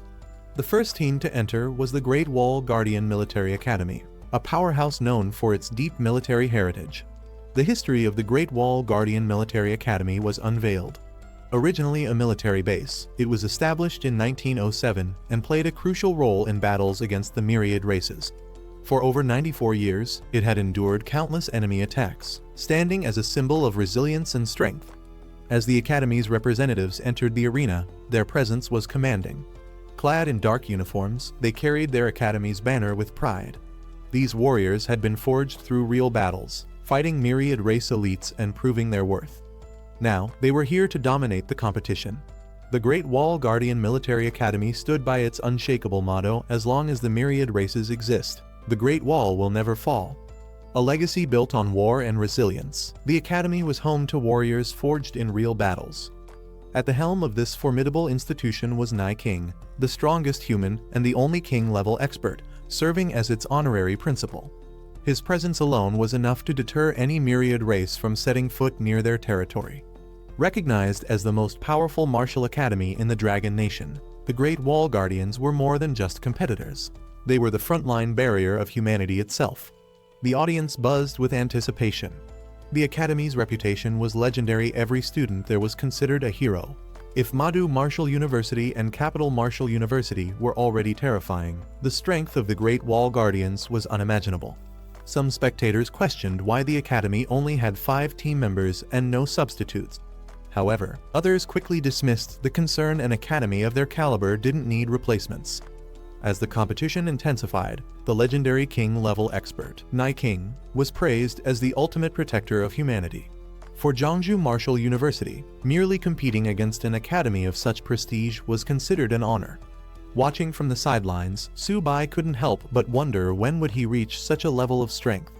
The official draw results for the semifinals were announced. The first battle would be between the Great Wall Guardian Military Academy and Capital Martial University. The second match would pit Madu Martial University against Jiangsu Martial University. Meanwhile, at Madu Martial University's camp, their fighters were unimpressed. One of them, Cao Zixuan, showed complete disinterest in their upcoming match, claiming Jiangsu Martial University was too weak to be worth his time. Other members echoed his sentiment, mocking Jiangsu for making it this far. To them, facing such an opponent wouldn't even be a challenge. One of their team members eagerly volunteered, confident that they could single-handedly defeat Jiangsu in a single round. The first battle of the semifinals began as the Great Wall Guardian Military Academy sent out their captain, Han Zhan. A lord-level expert and grandson of the legendary General Han Dang, he was clad in purple gold armor forged from diamond-level cores, exuding an overwhelming presence. The crowd watched in anticipation, wondering who Capital Martial University would send to face him. Without hesitation, Han Zhan called out his opponent Wang Yang, the captain of Capital Martial University, challenging him to settle their rivalry on the battlefield. Excitement erupted among the spectators. A direct clash between 2 captains at the start of the match. This was shaping up to be a king versus king battle, a fight between top-tier powerhouses. The battle commenced with lightning-fast action. Han Zhan's overwhelming strength sent Wang Yang flying across the arena, leaving the crowd in shock. Wang Yang, the captain of Capital Martial University, stepped onto the battlefield with an air of confidence. He downplayed the situation, treating Han Zhan's challenge as unnecessary, but his smug demeanor hinted at his arrogance. The crowd erupted with cheers, particularly from Wang Yang's admirers, who saw him as the ideal warrior. Su-bai, however, remained unimpressed, questioning what was so special about him. As the match continued, Su-bai turned to his team, instructing Luo to go first. Luo hesitated, unsure if he was up to the task, but Su-bai reassured him it was time to prove themselves. Meanwhile, Han Zhan prepared to fight, standing tall in his battle armor. With overwhelming confidence, he gave his opponent the first move. As the match intensified, Wang Yang unleashed his Howling Wind technique, summoning powerful blue energy waves that tore through the battlefield. The crowd watched in awe as Han John countered with his diamond-level battle armor, a technique refined to perfection. His purple energy clashed against Wang Yang's storm, creating a dazzling display of raw power. Despite Han John's defensive mastery, his opponents charged at him, attempting to overwhelm him with numbers. However, his energy barrier deflected their attacks with ease, proving that sheer strength alone wasn't enough to break through. Watching from the sidelines, Su Bai observed the fight closely. Principal, standing beside him, analyzed the battle, noting Wang Yang's unmatched agility and how his technique made him nearly invisible in combat. Su Bai couldn't help but question the vast power difference. Wang Yang was at mid-tier silver, while he was still only at mid-tier bronze. Wang Yang's movements blurred as his howling wind technique intensified. Revealing his true strength, Han Jan unleashed a surge of power. His mid-tier silver rank was now on full display. Without hesitation, he struck with a devastating move, sky-splitting slash. A massive wave of energy descended, engulfing the battlefield in flames and sending shockwaves in all directions. The impact left Wang Yang struggling to maintain his balance as the sheer force pushed him back. The audience watched in shock as Han Jan's sky-splitting slash shook the battlefield. Some recognized the technique immediately, recalling that General Han had once used it to take down a diamond-level enemy. Among the spectators, experts analyzed Han Jan's strategy. Despite being known for its destructive power, he had adapted the skill for control rather than pure offense, an unconventional but brilliant approach. His tactical genius solidified his reputation as the strongest military commander. Meanwhile, Wang Yang wielding a massive weapon, he unleashed a surge of energy, revealing himself as another mid-tier silver warrior. Han Jan reacted instantly, evading the incoming strike with precision. Han Jan, recognizing Wang Yang's attempt to force a direct clash. Confident in his overwhelming strength, he declared the battle was already over. In an instant, his attack landed, creating a fiery explosion that shook the arena. The impact sent shockwaves across the battlefield, leaving the audience in stunned silence. Wang Yang was struck down, his body convulsing from the sheer force of the attack before collapsing to the ground. The spectators reacted with mixed emotions. Some were in awe of Han Jan's power, while others were unsettled by his sheer dominance. Discussions broke out among the audience, with some acknowledging that if Han Jan had used the blade's edge instead of its back, Wang Yang wouldn't have survived. The battlefield fell silent as the dust settled. Some spectators questioned the brutality of the fight, wondering if such overwhelming force was necessary in a mere competition. Others debated whether ending it in a draw would have been a more honorable choice. Wang Yang acknowledged his defeat. He steadied himself with his weapon, admitting Han Jan's strength was beyond his own. With the first round concluded, the Great Wall military martial arts team secured victory. From the sidelines, Su Bai observed the battle carefully. He noted the sheer strength of the opposing team. However, there was no hesitation. His match was next. Turning to Luo Yangqiang, he asked if he was ready. Before the next round began, the principal reminded Yang Hao to fight within his limits. The goal was participation. There was no need to push beyond what he could handle. However, Yang Hao was determined. He assured the principal that he wouldn't let Jiangsu Martial University down. With that, the second round commenced. Zhang Lexiao, a sinister-looking opponent wielding dual blades, stepped onto the battlefield, his confidence clear. Mocking his opponent, Zhang Lexiao taunted Yang Hao, making it clear that he viewed him as nothing more than a plaything. But Yang Hao wasn't fazed. With his massive cleaver in hand, he charged forward, launching a powerful vertical slash. Yang Hao struck first, his cleaver slicing through the air in a powerful vertical slash. The impact connected, but Zhang Lexiao barely flinched. In an instant, Zhang Lexiao retaliated. His movements were swift, his dual blades creating a web of red slashes around Yang Hao. Lexiao laughed, taunting him as he continued his assault, treating the fight like a game. Yang Hao gritted his teeth, struggling to keep up with his opponent's unpredictable attacks. From the sideline, frustration grew among Jiangsu Martial University's team. Watching Yang Qiang struggle against Zhang Lexiao's relentless attacks felt like outright humiliation. Some urged the principal to call him back before it got worse.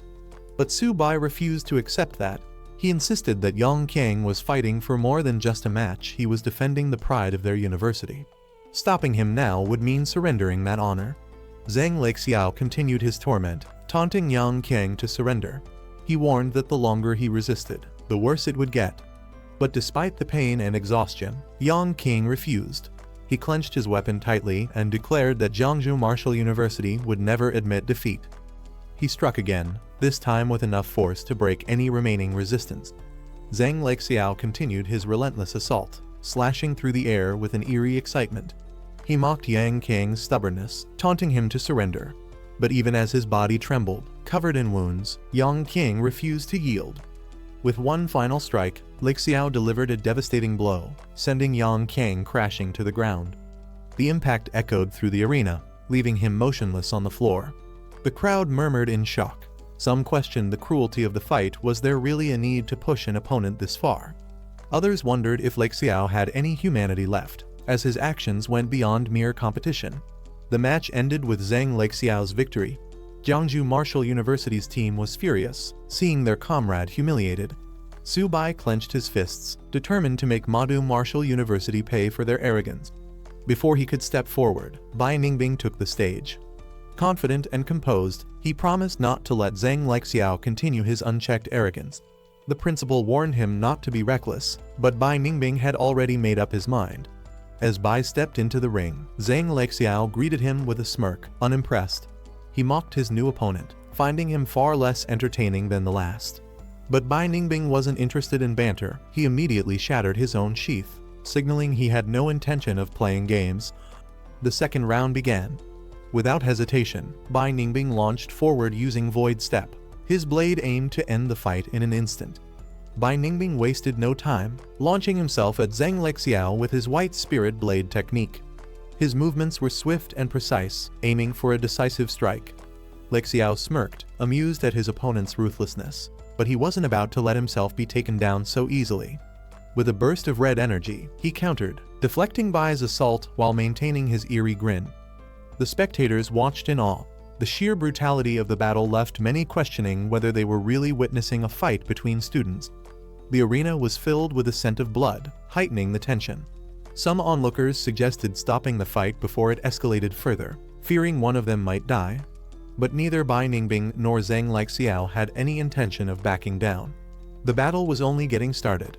Zhang Lexiao weaved his twin blades through the air, forming a deadly net of crimson slashes. But Bai didn't hesitate. With burning determination, he charged straight through the attack, his White Spirit Blade technique tearing through the red streaks. Lexiao dodged at the last moment. Bai's attack had real force behind it. Still, he laughed, unfazed by the threat. He taunted Bai, questioning if he truly had what it took to end him. Bai struck again, his movements razor-sharp. But Lexiao countered effortlessly, blocking the attack. With a cruel smile, he belittled Bai, dismissing him as nothing more than a low-tier fighter from a nameless university. Zhang Lexiao smirked, pressing his blade against Bai Ningbing's throat. He declared the fight over, confident in his victory. But Bai refused to accept defeat. With a fierce glare, he tightened his grip on his sword, forcing himself forward despite the searing pain. Then, Bai impaled himself to strike Lexiao at the same time. Blood splattered across the arena as both fighters were locked in a fatal exchange. For Bai, winning didn't matter anymore. If taking his opponent down meant sacrificing himself, so be it. His grin widened as he declared that killing Lexiao was enough. Bai Ningbing tightened his grip, as he declared that Jiangsu Martial University fought differently, unlike cowards who preyed on the weak. He drove his blade forward, aiming to end it all. Zhang Lexiao's arrogance shattered in an instant. He begged for his life, his voice desperate. He called out to his principal, pleading to be saved. A firm hand reached out, stopping Bai's blade just before it could strike. The principal of Madu Martial University stepped in, swiftly restraining Lexiao and conceding defeat on behalf of their team. The announcer declared Madu Martial University's defeat, leaving their team stunned. Bai Ningbing stood firm, while Zhang Lexiao, who had moments ago been so arrogant, now trembled in disgrace. One of the Madu representatives lashed out in frustration, unable to accept their loss. But Jiangsu's principal stepped in, ensuring order was maintained. Bai Ningbing was quickly shielded, his victory secured. Madu's principal turned toward Jiangsu's team. He reminded them that reaching the top 4 didn't mean they were strong enough to challenge Madu. However, Jiangsu's side stood their ground, making it clear that their students' lives were just as valuable. The principal's calling Su Bai to the stage. Su Bai rushed forward, ready for the next match. As Su Bai sprinted toward the battlefield, The crowd's expectations weighed heavily on him. He assured the principal that he wouldn't disappoint, fully prepared to carry the honor of Jiangsu Martial University. Meanwhile, a severely injured Ningbing was carried off on a stretcher. The principal commended him for his efforts, reminding him that his performance had already brought honor to Jiangsu.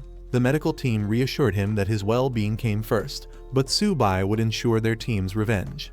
On the opposing side, Cao Zixuan impatiently stepped forward, eager to fight. With an arrogant smirk, he volunteered to take down Jiangsu's team himself. However, his principal advised restraint, reminding him that the championship match still awaited. Su Bai stepped into the arena as he directly challenged Madu Martial University. If Madu lost, he demanded a public apology for their disrespect toward Jiangsu. Jiangsu's supporters erupted in cheers, fully backing Su Bai. They were eager to see Madu humbled and forced to admit their mistake. Among the onlookers, a group of reporters and live streamers quickly picked up on the story. They saw it as the perfect headline: Jiangsu Martial University boldly calling out one of the top-tier schools, demanding an apology in front of everyone.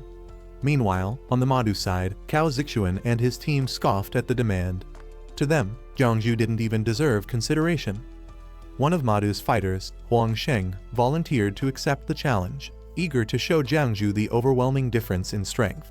Su Bai stood confidently in the arena, looking at his opponent. His tone was calm but firm. Was Madu finally here to apologize? To him, strength was the only truth, and the strong never bowed to the weak.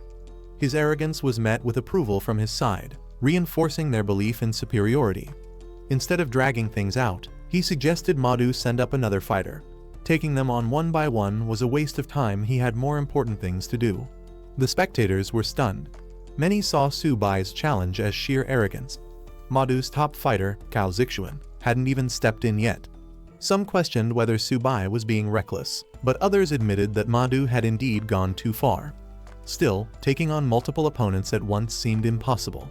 Su Bai extended his hand, signaling his opponent to step forward. His confidence was undeniable, challenging Madu without hesitation. The Madu fighters were stunned. Since when did Jiangsu Martial University dare to provoke them so openly? The Madu principal responded coldly, ordering his fighters to use their strength to remind Jiangsu of their place. Their dignity couldn't be trampled so easily. Cao Zixuan smirked, stepping onto the battlefield alongside his teammate. If Jiangsu wanted to act arrogant, he was more than happy to crush them. As he took his stance, a powerful aura erupted around him. His twin swords glowed with intense energy, red and blue flames surrounding his figure. The spectators watched in awe. Cao Zixuan's true power was being unleashed. As Cao Zixuan unsheathed his twin swords, the audience was stunned.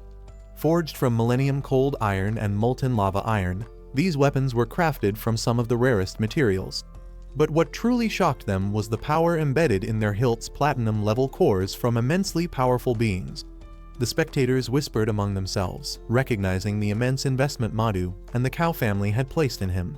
Each sword alone was worth a fortune.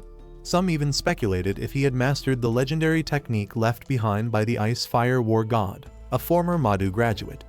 Cao Zixuan smirked, offering Su Bai a chance to summon his beast. He claimed he didn't want the fight to be called unfair, giving Su Bai a moment to prepare. Su Bai, unfazed, responded with a smirk of his own. He didn't need a beast to handle this fight.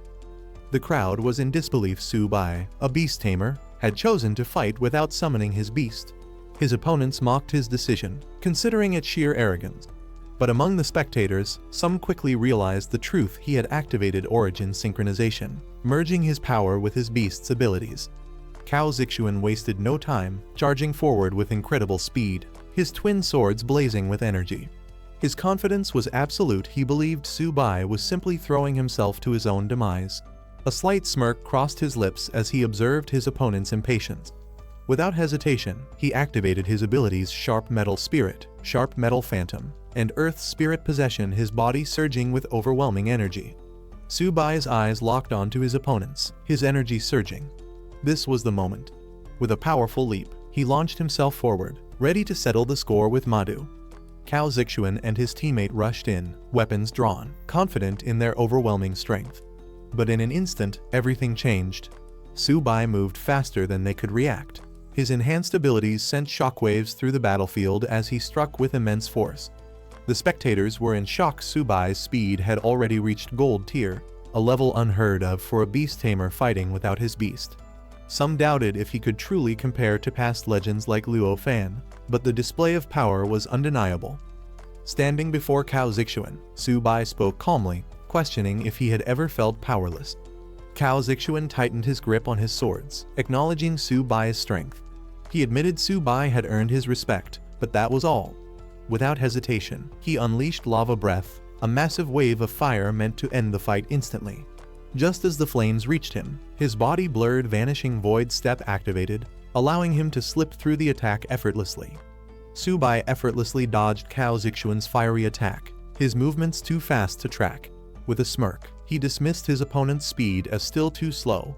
Seeing an opportunity, the bald fighter called out to Cao Zixuan, suggesting they flank Subai together. Cao Zixuan barely had time to warn his teammate before the assault began. Subai delivered a devastating barrage of strikes, each landing with precise force. He struck once, twice. By the time he reached the seventh blow, the bald fighter had been completely overwhelmed. His body slammed into the ground, unable to keep up with Subai's speed and power. The bald fighter crashed to the ground, completely defeated. His body was motionless, his face twisted in pain. Subai turned his attention back to Cao Zixuan, challenging him to step forward if he dared. Seeing his opponent still eager to fight, Subai smirked. This was perfect. He wasn't done playing yet.